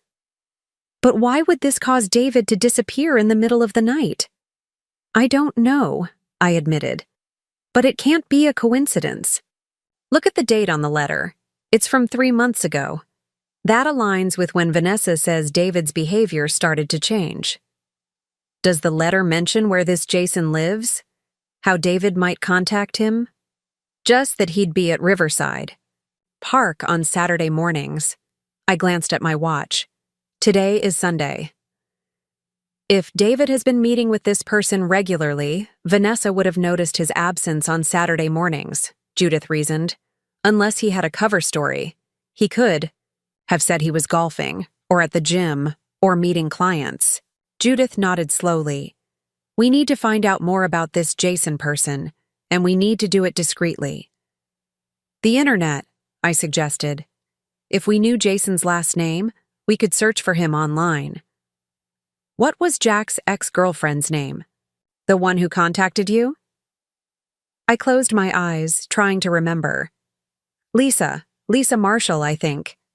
So we're looking for a Jason Marshall, possibly in his mid-40s, with some connection to this area. We returned to the living room, where Vanessa was pacing anxiously, her phone clutched in her hand. "Did you find anything?" she demanded. I hesitated, unsure how much to reveal. This was sensitive information, and I didn't know how Vanessa might react. "We found something that might help us understand what's been going on with David," I said, carefully. "But we need to do some research first." "What did you find?" Vanessa's voice rose. "If you know something about my husband, you need to tell me." Judith stepped in smoothly. "Vanessa, dear, let's sit down. Eleanor and I have a theory, but it's just that, a theory. We don't want to jump to conclusions." Reluctantly, Vanessa perched on the edge of the sofa. Judith sat beside her, while I remained standing, the letter still in my hand. "There's a possibility," I began, "that David has recently discovered he has a half-brother." Vanessa's eyes widened. "What? That's impossible. Not impossible, I corrected gently. Years ago, before David was born, his father may have had a child with another woman. Someone named Jason has reached out to David, claiming to be his brother. And you believe this? This random person? Vanessa scoffed. It's obviously a scam. Someone trying to get money from us. I handed her the letter. Read it yourself. Does this sound like someone trying to extract money? Vanessa scanned. The letter, her expression shifting from disbelief to confusion. David never mentioned any of this to me. Maybe he was trying to process it himself first, Judith suggested. It would be quite a shock to discover you have a sibling you never knew about. But why would this make him disappear? Vanessa asked, echoing Judith's earlier question. That's what we need to find out, I said. Vanessa, can you check your calendar for the past few months? Has David had any regular Saturday morning commitments? Vanessa frowned, thinking. He's been playing golf with clients most Saturday mornings. At least, that's what he told me. Can you verify that? Call one of the clients, perhaps? Her frown deepened. I suppose I could call Marcus. He and David sometimes golf together. She pulled out her phone and made the call, putting it on speaker. Marcus, it's Vanessa. Sorry to bother you on a Sunday. No problem, came a male voice. Great party last night. David seemed to enjoy himself. Thanks. Listen, this might sound odd, but have you and David been golfing on Saturday mornings recently? There was a pause. Golfing? No, not for months. I've been coaching my son's soccer team on Saturdays this spring. Why do you ask? Just confirming some scheduling details, Vanessa replied smoothly. Thanks, Marcus. She ended the call, her face pale. He's been lying to me. For months. Not necessarily lying, I said, trying to diffuse her rising anger. He might have been meeting with Jason, trying to understand their connection better. Without telling me? His wife? Vanessa's voice rose again. What else has he been hiding? Let's not jump to conclusions, Judith cautioned. The important thing now is to find David and make sure he's okay. We need to find this Jason person, I said firmly. He might know where David is, or at least have some insight into his state of mind. How do we do that? Vanessa demanded. We don't even know his last name. I think it might be Marshall, I said. The woman who claimed to be pregnant with Jack's child was named Lisa Marshall. That's not much to go on, Vanessa pointed out. It's a start, Judith said. We can search online, see if we can find any connection to the area. Vanessa stood up abruptly. This is ridiculous. I'm calling the police. My husband is missing, possibly with some con artist who's convinced him they're related. This is exactly the kind of situation where we need professional help. Wait, I urged. Before you do that, let me try something. I pulled out my phone and dialed a number I hadn't called in years. It rang several times before a woman's voice answered. Hello? Lisa? Lisa Marshall? Yes. Who's this? Took a deep breath. This is Eleanor Wright, Jack Wright's widow. We spoke many years ago about your son. There was a long silence. I remember, Lisa finally said, her voice guarded. Why are you calling now after all this time? It's about my son, David. He's missing, and I think it might have something to do with your son, Jason. They've apparently been in contact recently. Another pause. Jason mentioned he'd found his half-brother. I told him it might not be a good idea to reach out, but he was determined. He's always wanted to know his father's family. Lisa, please. I need to find David. Do you know where Jason is? Could David be with him? Jason lives in Riverdale now. He's a high school English teacher. She hesitated, then seemed to make a decision. I'll text you his address and phone number. But Eleanor, please be gentle with this situation. Jason is a good person. He never wanted to cause any trouble. Thank you, I said sincerely. I just want to find my son." After we hung up, I waited anxiously for the text to arrive. When it did, I showed it to Judith and Vanessa. "Riverdale?" Vanessa said. "That's only about 30 minutes from here." "Should we call first?" Judith asked. "No," Vanessa decided, suddenly taking charge. "I want to see this person face to face. I want to see where my husband has been sneaking off to all these months." We took Judith's car. The three of us united in our concern for David despite the tension still simmering between us. Vanessa sat in the passenger seat, repeatedly checking her phone for any message from David. I sat in the back, my mind racing with possibilities and regrets. Had I made a terrible mistake all those years ago, dismissing Lisa's claim so easily? Had I robbed David of the chance to know his half-brother sooner, in a less disruptive way? And what did this mean for Jack's memory? The man I had loved, the father David had idolized, had he really abandoned his first child without a second thought? The address in Riverdale led us to a modest townhouse in a quiet neighborhood. Small but well-maintained, with potted plants, flanking the front door and a bicycle chained to the railing. Not at all what I might have expected from someone running a scam. Vanessa was out of the car before Judith had fully stopped, striding up to the door and ringing the bell with determined urgency.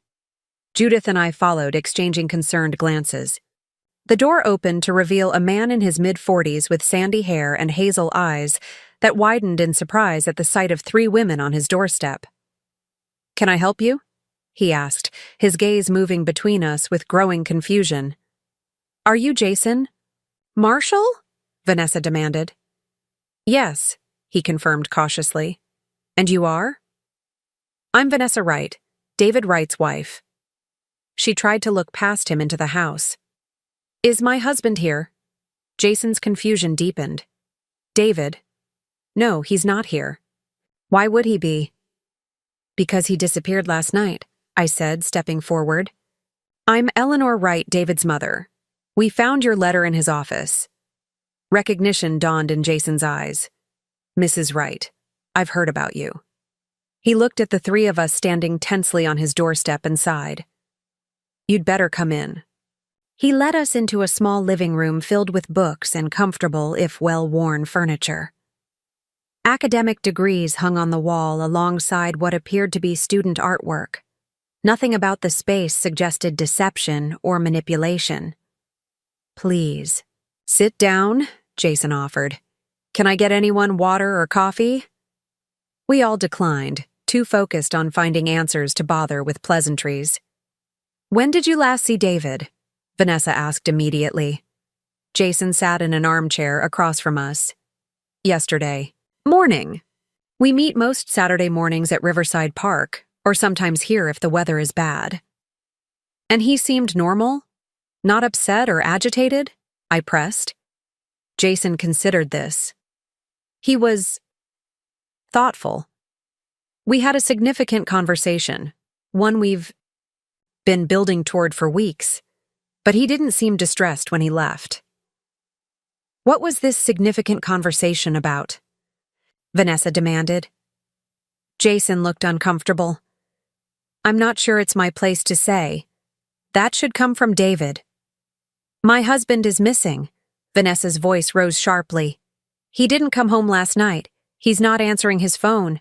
And I find out he's been secretly meeting with a man claiming to be his brother for months. I think I'm entitled to some answers." Jason winced at her tone, but nodded. "You're right, and I'm truly sorry to hear David is missing. That's concerning." He took a deep breath. The conversation was about our father, Jack Wright, about the kind of man he was. I felt a chill run through me. What about Jack? Jason's eyes met mine, and I saw no malice there, only a deep, old sadness. David had questions about him. Growing up, he'd been told his father was a hero, hardworking, principled, devoted to his family. But that didn't match what my mother had told me. I knew Jack as the man who got my mother pregnant, then abandoned her when she refused to get an abortion. Vanessa glanced at me, shock evident in her expression. Is this true? I closed my eyes briefly, memories washing over me. I don't know. Jack never mentioned another child. But he was. Complicated. Not always the man David thought he was. David has been struggling with this, Jason continued gently.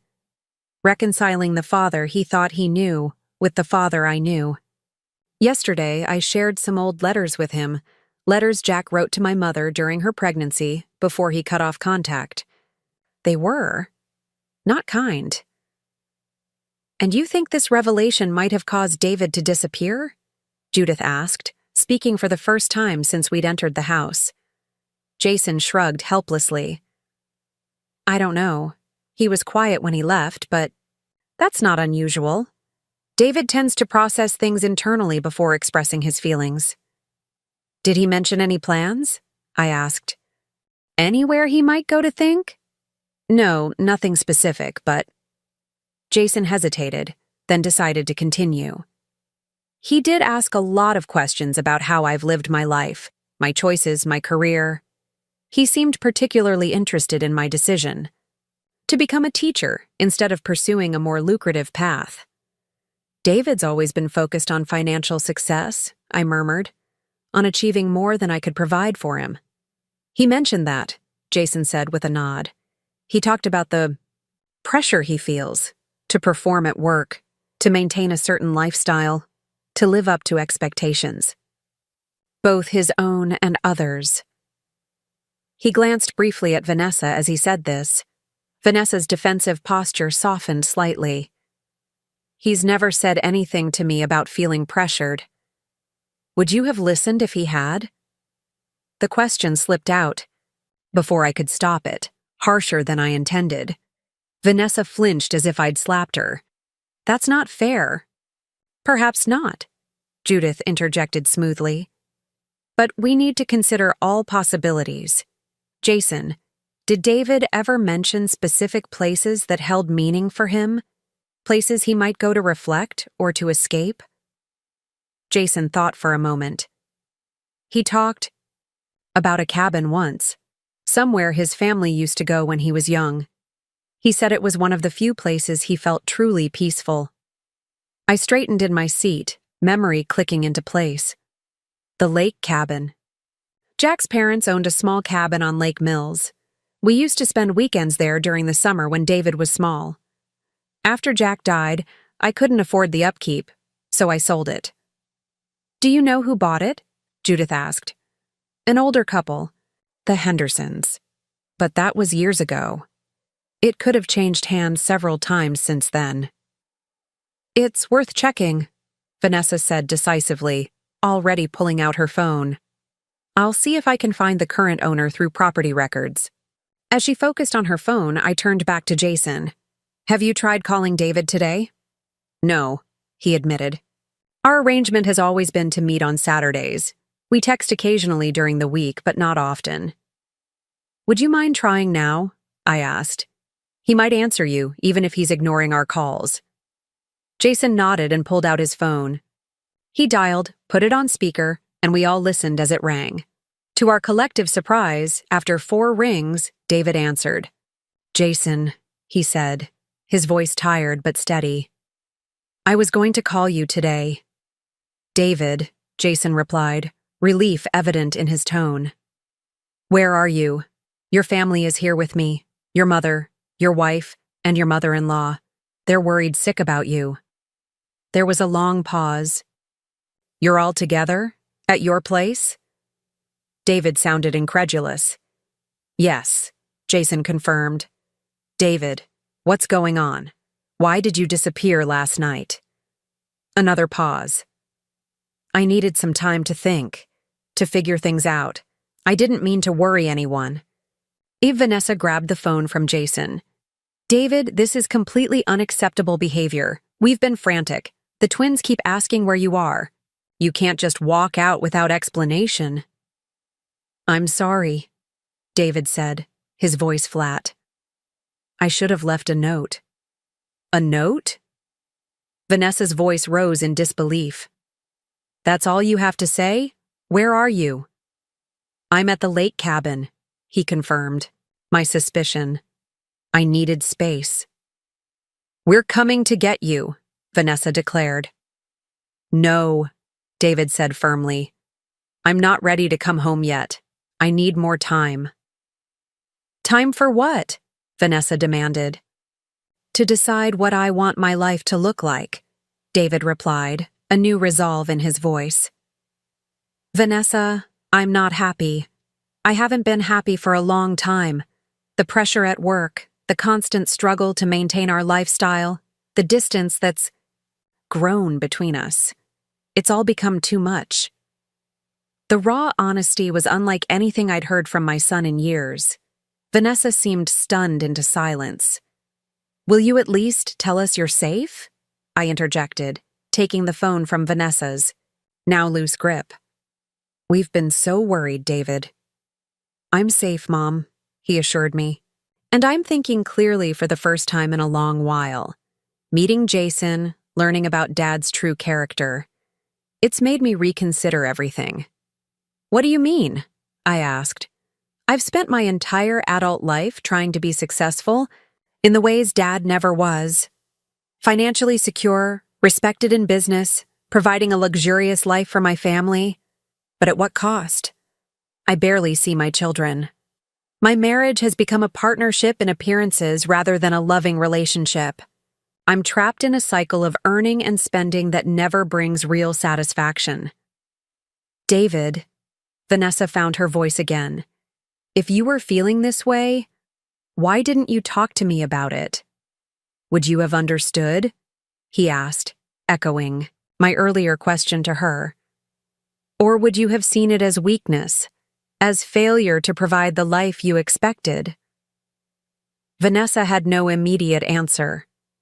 I need time, David repeated. Time to reconsider my priorities, to figure out what truly matters to me. I'm thinking about leaving the firm. Leaving? Vanessa and Judith spoke simultaneously, equally horrified.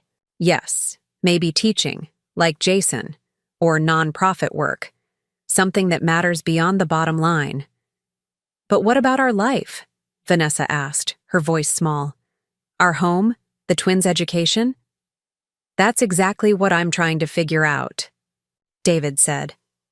What parts of our current life are actually making us happy? What would we truly miss if we simplified? The house? The country club membership? The luxury cars? Or would we gain more than we'd lose? Time together? Genuine connections? Purpose beyond consumption? I listened to my son with growing admiration. This was a side of David I hadn't seen since he was young. Thoughtful, principled, questioning. The status quo. How long do you need? I asked gently. A few days, he replied. Maybe a week. I'll call the twins every night, I promise. But please, give me this time. Vanessa looked ready to object, but Judith placed a restraining hand on her arm. We'll respect your need for space, David, Judith said. But please check in daily so we know you're safe. I will, he promised. Thank you for understanding. After we hung up, the four of us sat in stunned silence for a moment. Vanessa's eyes were bright with unshed tears, though whether from relief, anger, or confusion, I couldn't tell. Well, Judith finally said, it seems we've found him. Not exactly in the circumstances we expected, but at least he's safe. He's having some kind of midlife crisis, Vanessa muttered. Talking about leaving the firm, simplifying our lives. It's absurd. Is it? Jason asked quietly. From what David has shared with me, he's been deeply unhappy for years. He's just never allowed himself to acknowledge it, let alone express it. And you've encouraged this, I suppose, Vanessa said accusingly. Filled his head with ideas about giving up everything we've worked for. Jason shook his head. I haven't encouraged anything. I've just listened. Something David says has been in short supply in his life. The barb landed, and Vanessa flinched slightly. You don't know anything about our marriage. You're right, Jason acknowledged. I don't. But I know my brother is in pain, and he's finally confronting it instead of burying it under work and material possessions. I watched this exchange with a growing awareness that Jason might understand my son better after a few months of Saturday meetings than Vanessa did after years of marriage, or than I did, for that matter. When had I last truly listened to David? Without judgment or expectation? When had I last asked him if he was happy, rather than if he was successful? What happens now? I asked, looking at each person in the room in turn. We wait, Judith said pragmatically. We give David the time he's asked for, and perhaps we use that time to reflect on our own roles in his current state of mind. Vanessa stood up abruptly. This is ridiculous. I'm not going to sit around while my husband has an existential crisis in some lakeside cabin.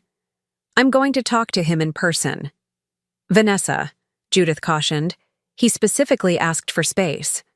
I don't care. He doesn't get to unilaterally decide to put our life on hold while he finds himself. We have children, responsibilities, commitments. And those things will still be there in a week, I pointed out. But if you force a confrontation now, you might push him further away. Vanessa looked at me sharply. Don't pretend you understand my marriage, Eleanor. You've been on the outside looking in for years. The words stung, but I refused to be baited. I understand my son, and I know that pushing him when he's asked for space will only strengthen his resolve. Vanessa grabbed her purse, her movements jerky with emotion. I'm going home to my children. They at least need one parent, who isn't abandoning their responsibilities. She turned to Jason, her expression cold. As for you, I'd appreciate it if you'd stay away from my husband until he comes to his senses. Without waiting for a response, she stormed out of the house, leaving the three of us in uncomfortable silence. Well, Jason said finally, she's fiery. Despite everything, I found myself smiling slightly. David always did prefer strong personalities. I should go after her, Judith sighed. She shouldn't be driving in this state. She stood and gathered her purse. Eleanor, will you be all right getting back to Mapleton? I can drive her, Jason offered, if that's okay with Mrs. Wright. I nodded, surprisingly comfortable with the idea of spending more time with this man who was, in a strange way, family. That would be fine, and please call me Eleanor. After Judith left to catch up with Vanessa, Jason and I sat together in his living room, each processing the morning's events. I'm sorry about all this, Jason said finally. I never intended to cause disruption in David's life. I just wanted to know my brother. You have nothing to apologize for, I assured him. If anyone should apologize, it's me. I should have taken your mother's claims seriously all those years ago. You and David could have known each other as children. Jason drove me back to Mapleton that afternoon, the journey filled with conversation about David's childhood, Jason's life as a teacher, and our shared connection to Jack. There was an ease between us that surprised me, a natural rapport that made me regret all the years we could have known each other. By the time we reached my house, I had extended an invitation for him to join me for dinner the following weekend, which he graciously accepted. The week that followed was tense with waiting. David called the twins each evening as promised, but kept his conversations with Vanessa brief and practical. He texted me occasionally with simple updates. Still at the cabin, doing a lot of thinking. I'm okay. I resisted the urge to press for more details or to drive to Lake Mills myself. My son had asked for space, and I was determined to respect that request, no matter how my maternal instinct screamed to intervene. Vanessa, according to Judith's daily phone calls, was oscillating between rage and despair. She'd called in sick to her charity committee meetings, leaving the planning for the annual fundraiser in disarray.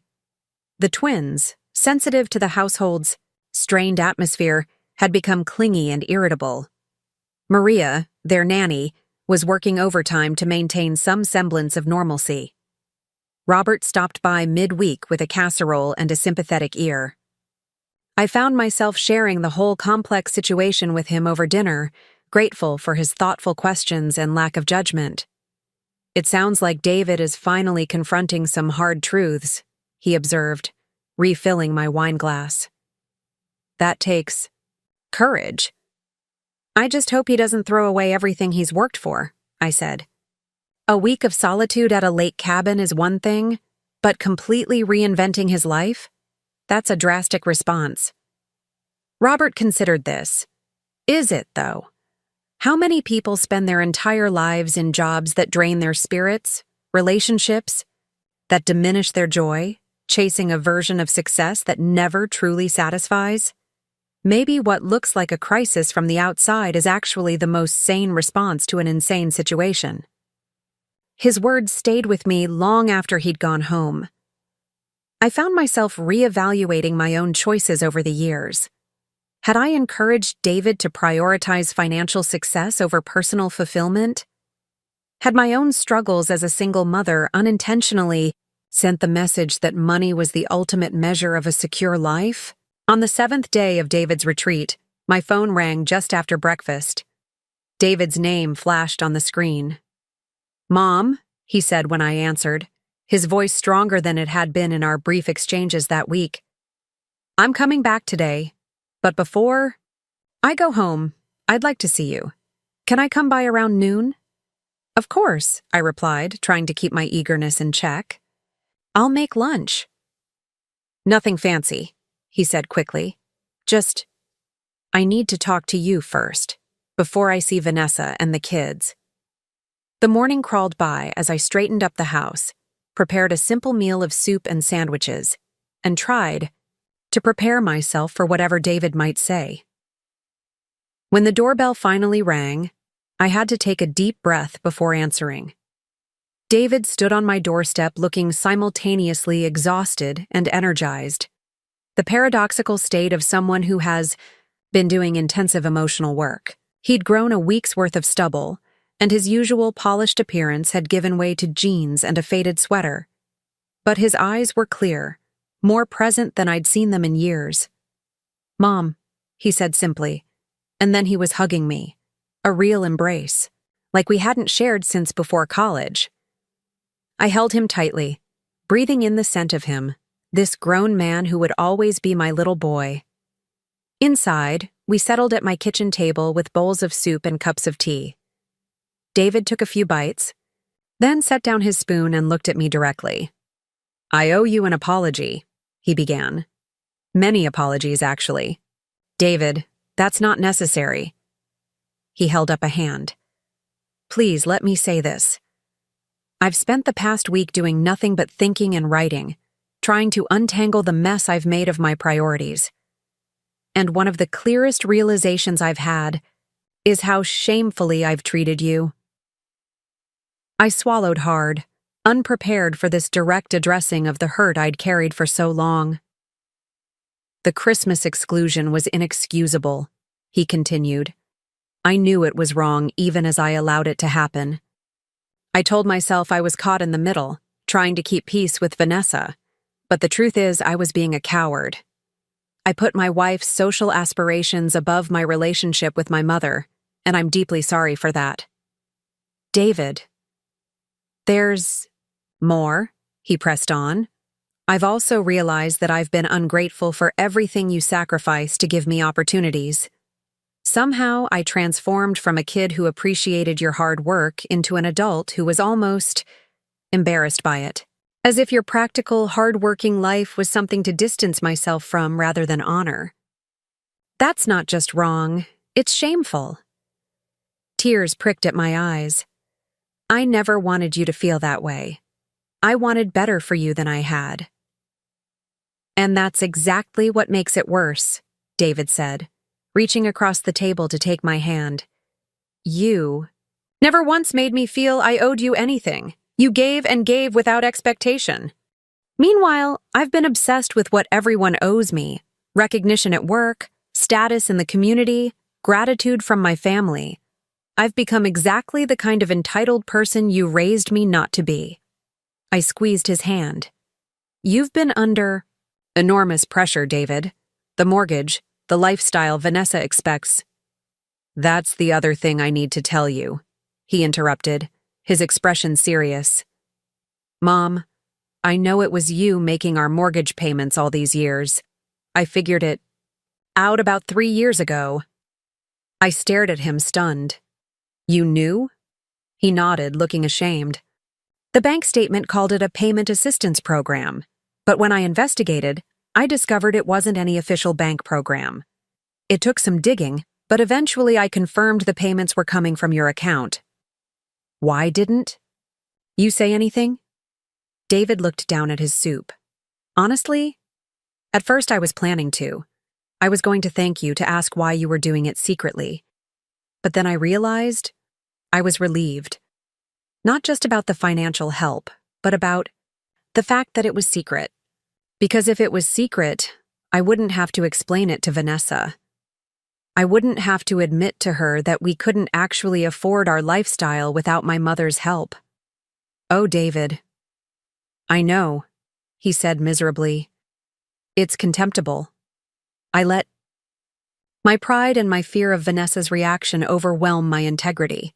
And then, as time went on, it became harder to bring up. How could I admit I'd known for years and said nothing? So I just accepted it. Told myself I'd pay you back someday when I made partner. I sat back in my chair, processing this revelation. All this time I'd thought my support was my secret, my private contribution to my son's life. But he'd known, had been quietly accepting my sacrifice while still allowing me to be pushed to the periphery of his family's life.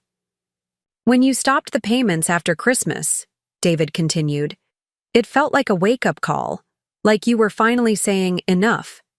And you were right to do it. I needed that reality check. Is that why you've been meeting with Jason? Because you couldn't afford the mortgage anymore. David looked surprised. No, that's completely separate. I found Jason, or rather he found me, about 3 months ago. His letter was forwarded to my office from our old address in Mapleton. At first, I thought it was a scam, but something about it felt genuine. I called the number he'd included and we agreed to meet. Just once, I told myself, just to see if there was any family resemblance. And was there? I asked softly. A smile touched David's lips. He has Dad's eyes, and his laugh. It was uncanny. We talked for hours that first day, and then we started meeting regularly. He told me about his childhood, about how Dad had initially denied being his father, but eventually acknowledged the truth to Lisa, though he refused any financial support. How Lisa had raised him alone, working multiple jobs, putting herself through night school. I winced, hearing the parallel to my own life that David was surely drawing. In getting to know Jason, David continued, I've been forced to reckon with who Dad really was. Not the idealized figure I've carried in my memory, but a flawed, sometimes selfish man who abandoned his first child and might have done the same to me if you hadn't been so determined to make our family work. Your father loved you, I said automatically, the defense of Jack's memory so deeply ingrained. I'm sure he did, David acknowledged. But he still made choices that hurt people, including you. And learning that has made me look hard at my own choices. Am I becoming him in the worst ways? Prioritizing appearance over substance, status over genuine connection, using people rather than loving them? I reached across the table and took his hand. You are not your father, David. You've never abandoned your responsibilities. Haven't I? He asked quietly. I've been physically present, but emotionally absent from my marriage for years. I barely know my own children beyond their scheduled activities and bedtime routines. I've pushed you away when you've only ever supported me. If that's not abandonment, what is? I had no answer for that. So that's what the past week has been about, David explained. trying to figure out what kind of man I want to be, what kind of life would actually make me happy rather than just impressive on paper. "And have you figured it out?" I asked. He smiled ruefully. "Not entirely, but I've made some decisions that feel right. First, I'm going to talk to Vanessa about downsizing. We can't afford that house, not really, and I'm tired of the constant financial pressure. We could sell it, buy something reasonable in a good school district, and actually start saving for the twins' college funds instead of living paycheck to paycheck." "How do you think Vanessa will take that suggestion?" David sighed. "Honestly, probably not well initially. But this week has clarified something else for me. I can't keep avoiding difficult conversations out of fear of conflict. That's no basis for a healthy marriage. Vanessa and I need to have some hard, honest talks about our values, our priorities, and what we want to model for our children." "And what about your job?" I asked, remembering his mention of possibly leaving the firm. "That's trickier," he admitted. "I don't think I want to make a drastic career change right now. The stability matters, especially with the twins at a formative age. But I am going to talk to William about shifting my role. Less client acquisition, more focus on the ethical, investment division. It's smaller, less prestigious, but the work actually matters to me, and it would mean more reasonable hours." I nodded, relieved that he wasn't planning to throw away his career entirely. "That sounds sensible. A middle path." "Exactly," David agreed. "And there's one more decision I've made." He took a deep breath. "I want you to be a real part of our lives again.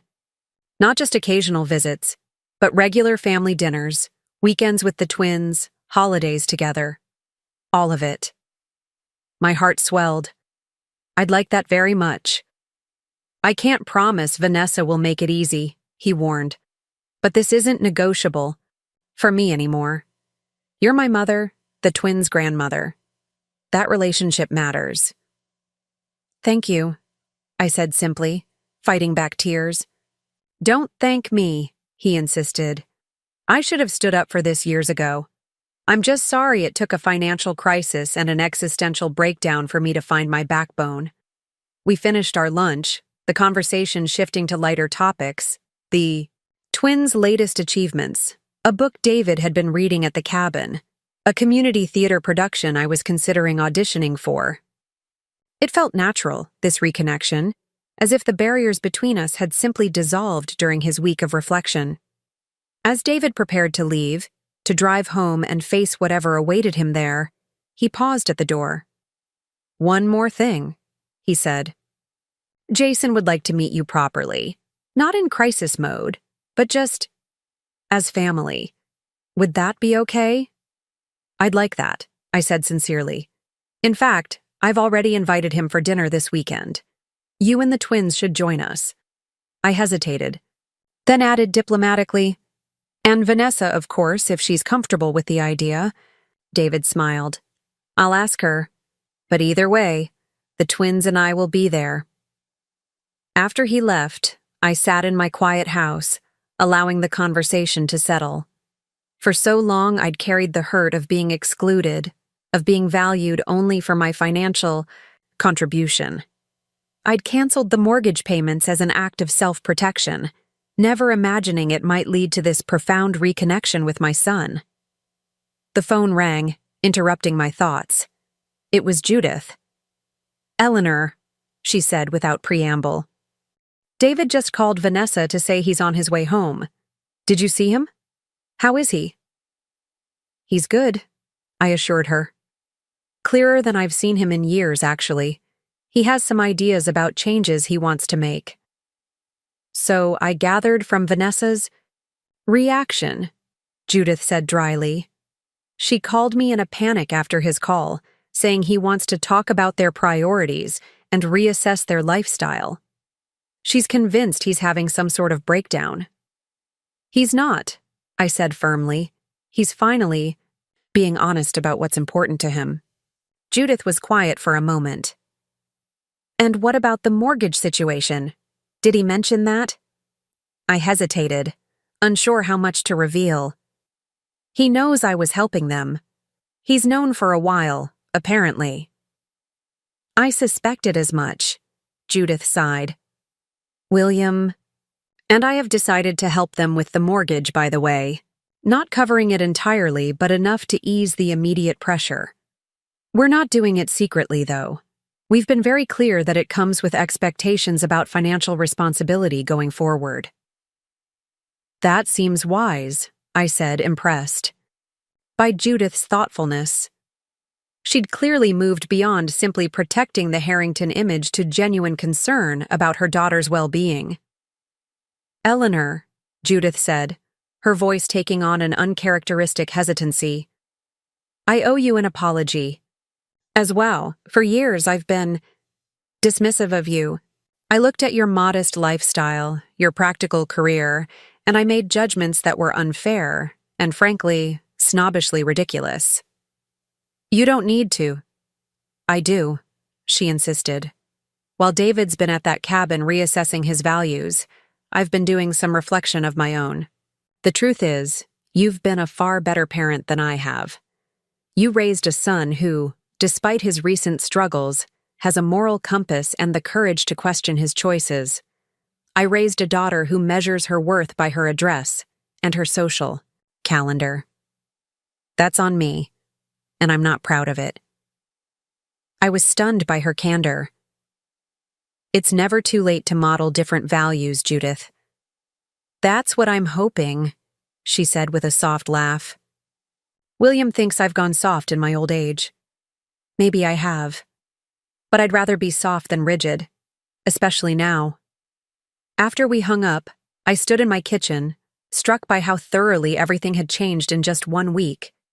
The walls I'd built around my heart after the Christmas rejection were crumbling, making room for something new. Not the restoration of what was, but the creation of something healthier, more honest, more balanced. I decided to call Robert and invite him to the dinner with Jason as well. His steady presence and thoughtful perspective would be valuable, especially if Vanessa decided to attend. As I dialed his number, I realized I was smiling. For the first time in years, I was looking forward rather than backward. 3 days later, my kitchen was filled with the happy chaos of family dinner. Jason and Robert were deep in conversation about a book they'd both read, their immediate rapport a delight to witness. The twins were coloring at the small desk I'd set up in the corner, occasionally running over to show us their creations. David was setting the table, moving comfortably through my small house as if he'd never been away. Vanessa had declined to join us, which didn't surprise me. According to David, their conversations about the future were ongoing and tense. She was resistant to the idea of selling the house, but had reluctantly acknowledged they couldn't afford it without help. David was standing firm on his desire for a simpler lifestyle, one that would allow him more time with his children and less financial stress. It wasn't an easy transition, but it was a necessary one. "Grandma, look!" Emma called, running over with her drawing. "It's all of us in your garden." I examined the colorful scribble, making out stick figures of varying heights. "It's beautiful, sweetheart. Is this me?" I pointed to a figure with gray hair. "Uh-huh.